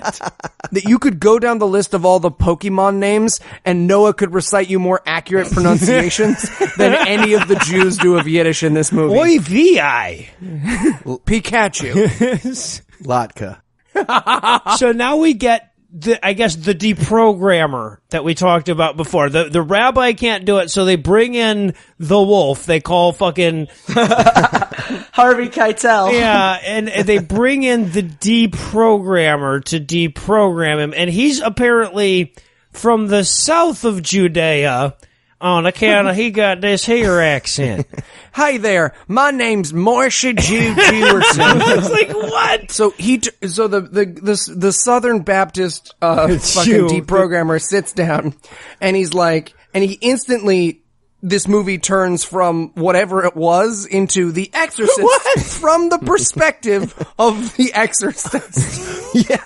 He's like, you need prayer. Also, your mother sucks cocks in hell. I was just like, oh, this kid's head's gonna start to turn 360 any moment. But then he ends up, okay, so the kid turns to the deprogrammer guy and he says, I just had a vision of you getting in a car accident. God wants me to pray in the name of Jesus to heal your leg. So he does. And his leg heals. It works. And here's the fucking way that this guy plays it. He goes, damn it now, there's a burning itch just went through my leg. Wait, it's better now. Hold on a second. That is moment for moment at speed the performance. He does it. My goodness gracious, I'm all better. Yeah. Bye-bye. He just jumps up and does 100-yard hurdles really fast. It's good. Right? And of course, the dad says, hey, we have a girl in a wheelchair for just such an occasion. Let me wheel her out. And holy fuck, he's going to cure the girl with MS. That's Yes. what's about to happen. Right. And I just want to point out that one of our listeners just made a really, really brave post about how bad her MS has gotten and how she's not ashamed of it and she's willing to come out. This is Leslie, and she's really, really brave. She did this thing. She put it out on Facebook. And to watch this movie at literally the day I saw that video where it's like, Boof, you're better. I was like, man, I bet Leslie sure wishes she could be in this movie and just have some 9-year-old be like, pretty please, and then just walk around. If only she was a Christian. Yeah. Yeah. So this actually happens. He magically cures the fucking MS, and Reg is like, yeah, thanks. But any reason God couldn't have set this up earlier? Or like, just not crippled she says, me? Just you not? want to wrestle now? And I wrote in my notes, do you want to fuck now? Because I know some people with MS who will fuck the shit out of you to get rid of it. I mean, for fuck's sake, the least you could do is blow the kid. He just cured your MS. But yeah. Also, the deprogrammer's like, how did you learn to do this? And fucking Abe is just like, oh, you don't learn to heal people, silly. You just start making shit up. That's how it works. No, but that's one of those accidentally honest moments of this movie. So, and now we get this incredible conversation, right? This is where the cousin in New York, or the uncle in New York, rather, calls dad back in South Dakota to tell him about the miracle healings. But you know how Jews are, always ignoring medical miracles and healings and stuff if it means they have to admit Jesus is the Messiah. Yeah. This is a strong skeptic right here. Randy's got a thing or two to learn from Micah. I think the first thing they should try doing is not using a deprogrammer who's crippled. That seems like the first control they could apply to this. But he explains that Micah has magic powers, cured everyone, and now everyone's a Christian. And my favorite line from this is he explains that he's, cured everyone, and Micah's still mad and upset. Like, even though he's like, yeah, he cured my daughter's MS, Micah's like, but is he Jewish, motherfucker? Is he Jewish? I just wanted him to tear his shirt open again.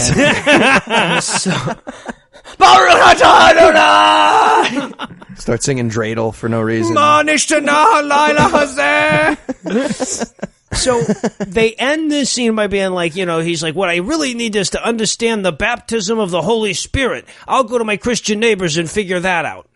So they do, because it's what they ended the last scene talking about. It's what they must start the next scene talking about.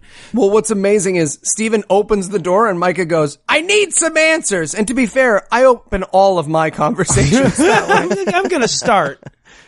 Seems like I like it. It's direct.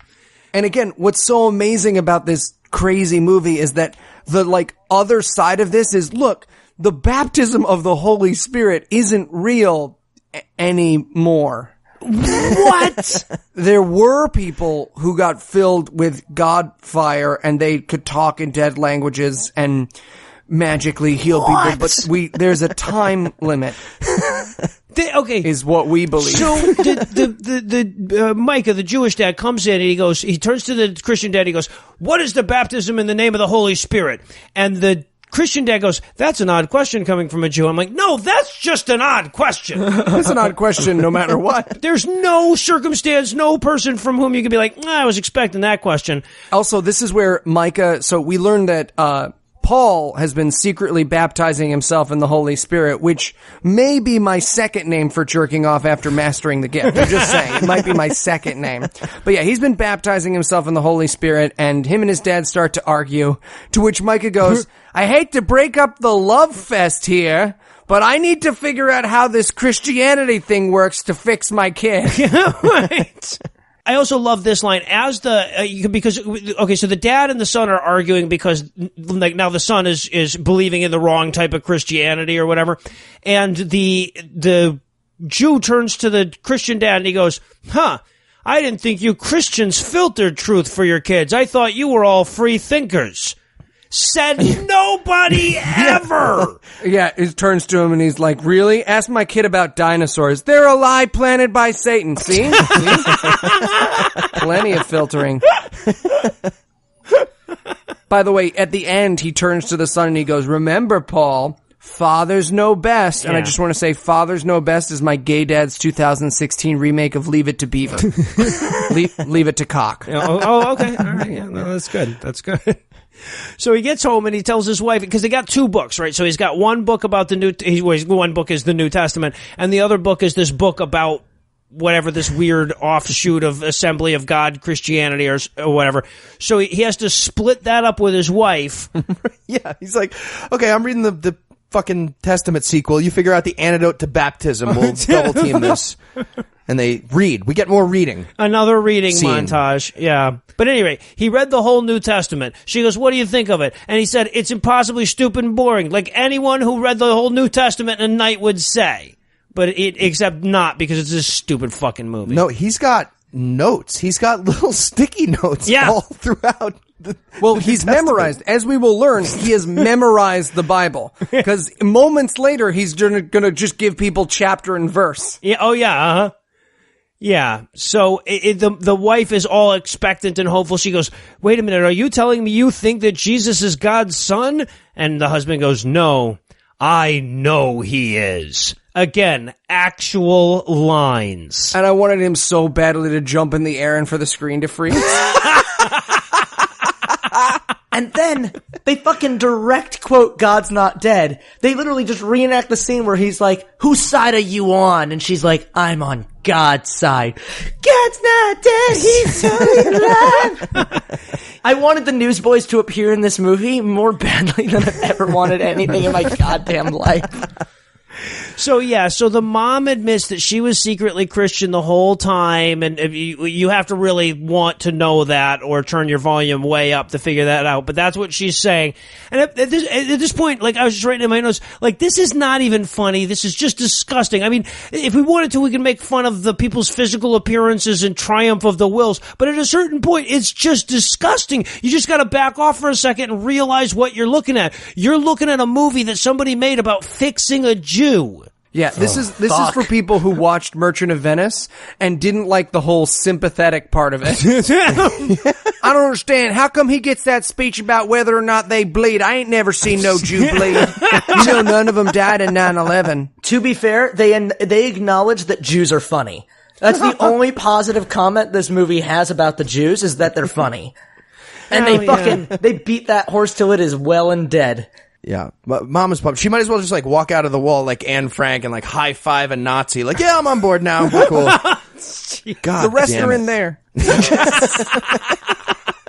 So now they go over to the Christian's house to let them know that they're all Jesused up. Yeah. And honestly, this might as well be the ending of fucking Christmas Carol. He might as well be like, boy, what day is it? Oh, yes. Is it possible the Holy Spirit did it all in one night? Oh my God. Yeah, no, because like every time we've seen this character up until this point, he's been angry, he's been yelling, he's been screaming, and this is the first time where he has shown any kind of happiness, and it's just like fucking joy. It's a bullion to joy. Jewish apostasy joy. Yeah. Exactly. That kind of joy. And so the dad is like, or the Christian dad's like, oh, that's great, Micah. Have you reconciled with Abe? He goes, yes, and with Jesus. Yeah. And this is the great moment where we learn how oh yeah, you get inducted to a cult. You get inducted hard because he's like, where can we get water baptized? I read in the book we need to get dunked in water. And he's like, oh, you don't need to do that. There's been religious moderation over the years. And he's like, hey, I don't give a fuck what you think. I just jumped on the crazy train and I want this thing at full fucking speed. You hear me? You hear me, Andy Dooley? Well, I love it too, because like, yeah, right. He's been a Christian for an hour and a half, and he's like, no, your version of Christianity is wrong. And I'm like, man, he's nailing it. He's got this shit down pat. Right, and this is where Micah says, it took my 12-year-old to teach me the truth. Said nobody who says something reasonable ever. Ever. I have a 12-year-old sister. She tells me that Bratz dolls are cool and that she likes texting and Snapchat. That is what I have learned from a 12-year-old. And then Smooth-Face Dad's wife refers to the fucking crazy, snake-talking, prostulatory faith healers as the charismatics. Yeah, and then a nice little which is the kindest word for bullshit artist I think anyone has ever conceived of. Yeah, me and Moishi were once in one of those public halls when we got approached by a cult member, and when we asked her if she was in a cult, she said, cult is just short for culture. That's the second creepiest phrase we've heard next to charismatics now. Well, this conversation is amazing, too, because the dad's like, those crazy people who talk in tongues and shit, they're just so arrogant and prideful. And he goes, well, and the mom's like, well, what if they're not arrogant and prideful? What if they're really just that awesome? That's exactly what I have. Where's the WBC? Is that close? Can we get... Let's do this It's not right. that we have a better religion than the Jews. It's just that we have an actual savior. Actual line! Actual line from this movie. Wow. And so now Dad has to pray on it for a minute about whether they should go to this Assembly of God church and get full immersed baptized. But apparently he can't pray if you watch, so he has to go off and do it on his own. And yes, that has now become the central conflict in this movie, is whether or not full immersion baptism or sprinkling counts. Yeah. Sure, you're Christian, but are you the right kind of Christian? Exactly. We've got to whittle that down with the rest of this film. So now everybody's hanging out waiting for Abe to show up. Apparently the New York Jews are going to drive him to South Dakota. Right. Abe is back in South Dakota, not, by the way, at hospitals curing people. No. In case anyone's wondering what Abe's doing. He's not at hospitals curing people. So, just reminder, everything that Abe does from this moment on is awful. Evil. Is not Pure being evil. at a hospital curing people, right?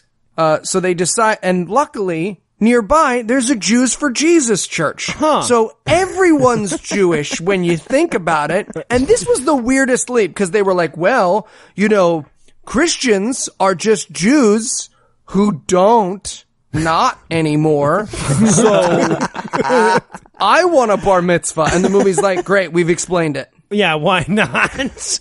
Also, there's like a solid 20 minutes of 12-year-olds flirting with each other. From this point on. Yeah. The 20 of the last 28 minutes of this movie. Yeah. The parents are like literally just pushing these kids together. It's the most uncomfortable thing you've ever seen.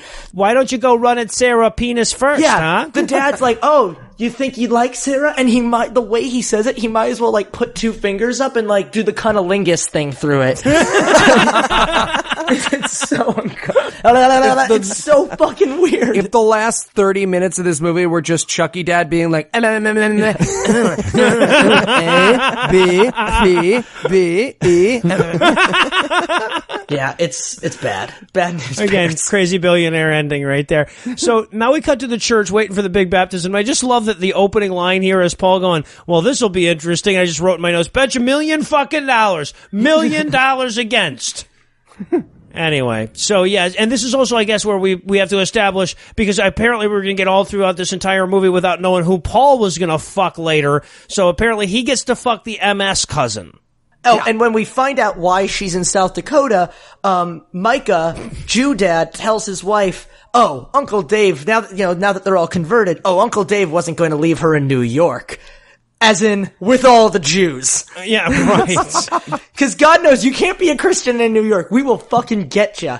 We'll come after you if you're a Christian in New York.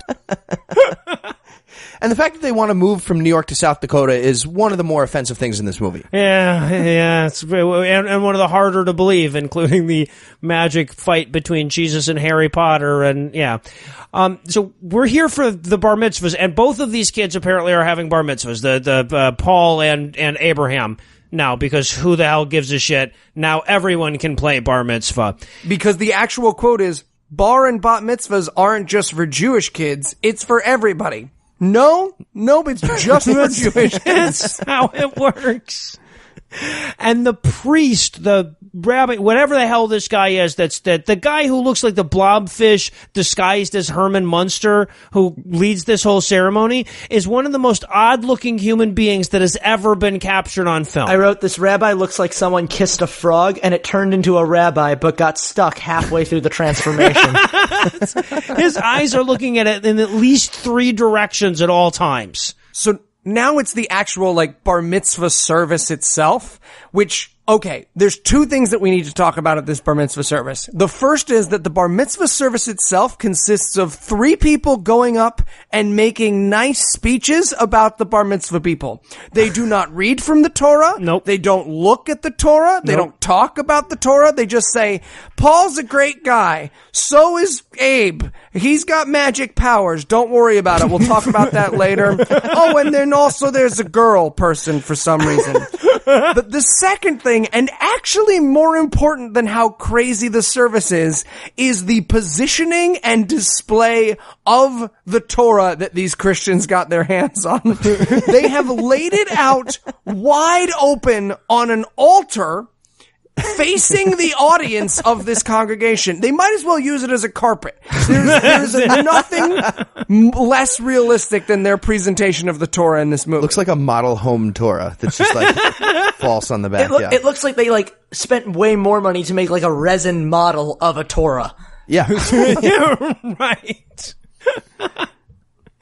And so the movie continues to not be over for about 20 minutes as we go one after the other. Well, actually, I'm sorry, it's not even one after the other, because the dad, the Jewish dad, gives 2 monologues in a row.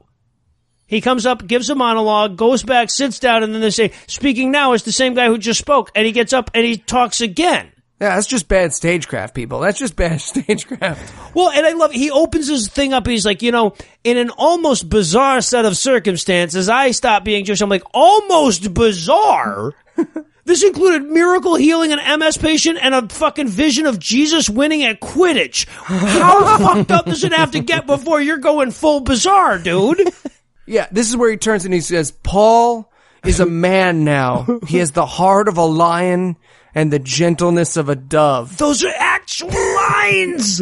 He says, a man after God's own heart. To which I wrote a hilarious new romantic comedy by Adam Sandler. So then they do the speech for the girl, very casually explain that she was magically healed of her MS. Just kind of off to the side. I've been to a lot of bar and bat mitzvahs, and usually they're like, Michelle, who loves gymnastics and is a great friend to all those around her. That's how they do the Michelle, who was cured of MS the other day and is a great friend to all of the, and everyone in the congregation's like, oh, cool. Yeah, no, she must have been the one, yeah. Oh, and this is where we get the great news that her dad gets to be the college's janitor so she can stay in South Dakota. Hey, king janitor. Not just janitor, king janitor. I just wrote, lol, Jews aren't janitors. Get the fuck out of here. And now a character that we've essentially never met. This is the MS mom. The multiple sclerosis mom comes up to introduce Abraham.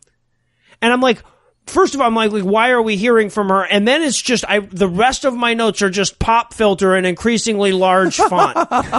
It's true. But yeah, her basic thing is, this is Abe. He has healing powers, no big deal. But the important thing is that he was a Christian before it was cool. And so then they bring up a guy for a blessing of some sort, again, a character we've never met. Who sings the Kali Ma song from Indiana Jones. And I'm sorry to keep bringing up the audio, but while he's singing, the background music does not shut up or match or tone down at all. So for a solid 40 seconds, we have this guy singing in a different key than the background music. It's amazing. Yeah. Well, to be fair, though, they do save the music right here at the end, I thought, when they went to the shofar fanfare. Yes, everyone blows celebratory shofars, which is not a thing at all. And then everyone waves weird flags, and be real with me on this, Moishi, have you ever seen those flags anywhere? Fuck no! No, they're blowing shofars. There's a flag with a menorah. All I fucking wrote was, they don't know what a fucking bar mitzvah. The Philippines, South Dakota, math, the Holocaust, Jesus, Tim Tebow's career, bar mitzvahs. Shit this movie doesn't know what is. It's all shit this movie just fucking made up. If there was just a guy with a swastika flag in the back, just like, this is part of it, right? I saw a bunch of these in old photos with Jews. They just start carrying around chairs with nobody in them. Like, It's all decorated like an ironic Jewish-themed party from like Oklahoma State or something like that. This movie is like Blood Diamond. All the actors had been white and in blackface, but the only source material they used was Cannibal Holocaust. This movie is the Holocaust of holocausts, not just of movies.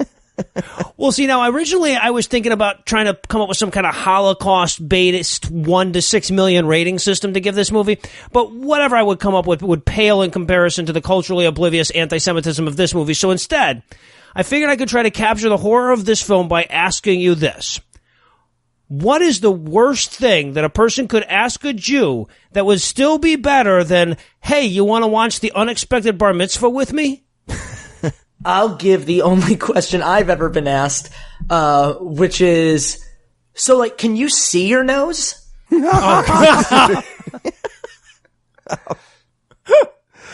I can.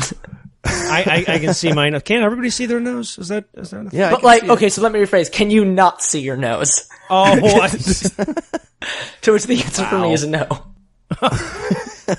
I'm going to say, do you know how smart Bobby Fischer was? He was never wrong about anything, was he? He was with the chess and... He saw so many moves ahead, all the way to 9/11.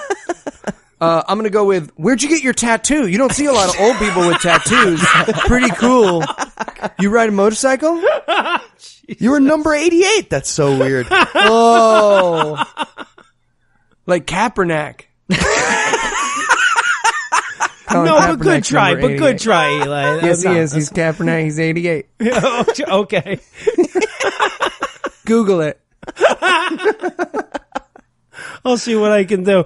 Well, that's it. We made it through the entire fucking thing. It's like getting liberated from a concentration camp. I'm sure I know exactly what those Jews felt like now, having watched this movie.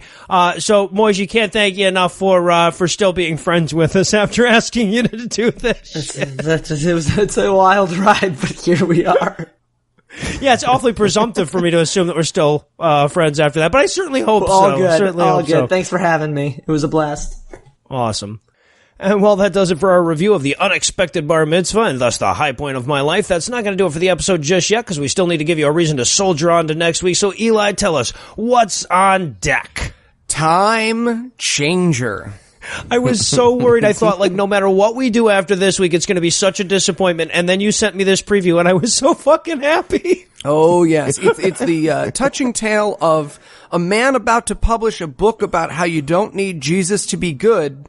So his colleague, who disagrees, sends him forward in time to show him what happens in a world without God. Brought to us by The Cristiano Brothers. Yeah. the makers of my all-time favorite film. They booked ahead. Captain Stubing. Yes, Very they exciting. did. Yeah. Well, it was good because when I watched the beginning of this preview, it actually looks like super high quality and everything, and there's actors that I kind of recognize and stuff like that. And I'm like, gee, Eli, are you sure? And then the whole plot sort of unfolds in the preview, and I'm like, oh, he's sure. Oh, he's very, very sure. They use a time machine to show him gay people. That's the premise of this movie. Amazing. They just shoot him into the village. Yeah, right. So with that to look forward to, we'll bring episode 57 to a merciful close. Once again, huge thanks to Moishe for hanging out with us today, and an equally huge thanks to all the Patreon donors that help make the show go. If you'd like to count yourself among their ranks, you can make a per-episode donation at patreon.com/godawful, and thereby earn early access to an ad-free version of every episode, which you can download on their new audio RSS feed, which makes it like super easy, so it's just like in your thing already, and you don't have to go to a special app or anything to get it. You can also help us a ton by leaving us a 5-star review on iTunes and by sharing the show on all your various social media platforms. And if you enjoy the show, be sure to check out our sibling shows, The Scathing Atheist and The Skeptocrat, available on iTunes, Stitcher, and wherever else podcasts live. If you have questions, comments, or cinematic suggestions, you can email godawfulmovies@gmail.com. All the music used in this episode was written and performed by Ryan Slotnick of Evil Giraffes on Mars and was used with permission. If you like what you hear more by following links on the show notes for this episode. Thanks again for giving us a chunk of your life this week. For Heath Enwright and Eli Bosnick, I'm Noah Lugeons, promising to work hard to earn another chunk next week. Until then, we'll leave you with the Breakfast Club close. Holocaust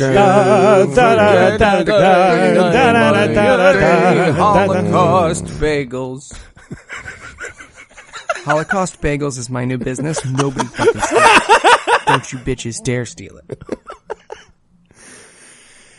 Stephen Hawking died of ALS because Abraham's a lazy asshole. Rebecca died of multiple sclerosis because they never bothered to confirm that shit with a doctor. It was self-reporting, people. Come on. Micah finally told Abraham how we did 9/11.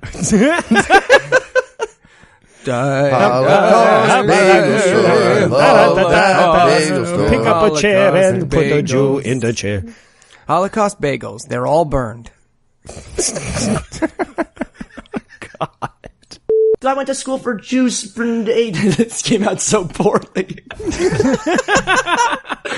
I'm a hypno-rapist by trade. Please make I'm a hypno-rapist by trade our outtake. The preceding podcast was a production of Puzzle in a Thunderstorm, LLC, copyright 2016, all rights reserved. Divorce is a serious thing. To the extent that you can save your marriage, you should. No one knows that better than the attorneys at Cordell & Cordell. Attorney CPA Joe Cordell. As many of you know, we represent men in domestic relations cases. And most of our clients are captive to a process they didn't choose. If they could have, they would have saved their marriage. But their wives told them they want out. Suddenly at issue are the assets they've been a lifetime accumulating. What's more important, their role in their children's lives. If you're confronted with a marriage you can't save, we hope that you'll consider Cordell & Cordell. The attorneys at Cordell & Cordell work to help men maximize their role in their children's lives. Contact the domestic litigation firm of Cordell & Cordell to schedule an appointment with one of our firm's San Francisco area attorneys, a partner men can count on. 650-389-1111. Online at CordellCordell.com. That's CordellCordell.com. Offices in San Francisco, San Mateo, and San Jose. Se habla español. Legal services available in English and Spanish. Kimberly Llewellyn, licensed in California.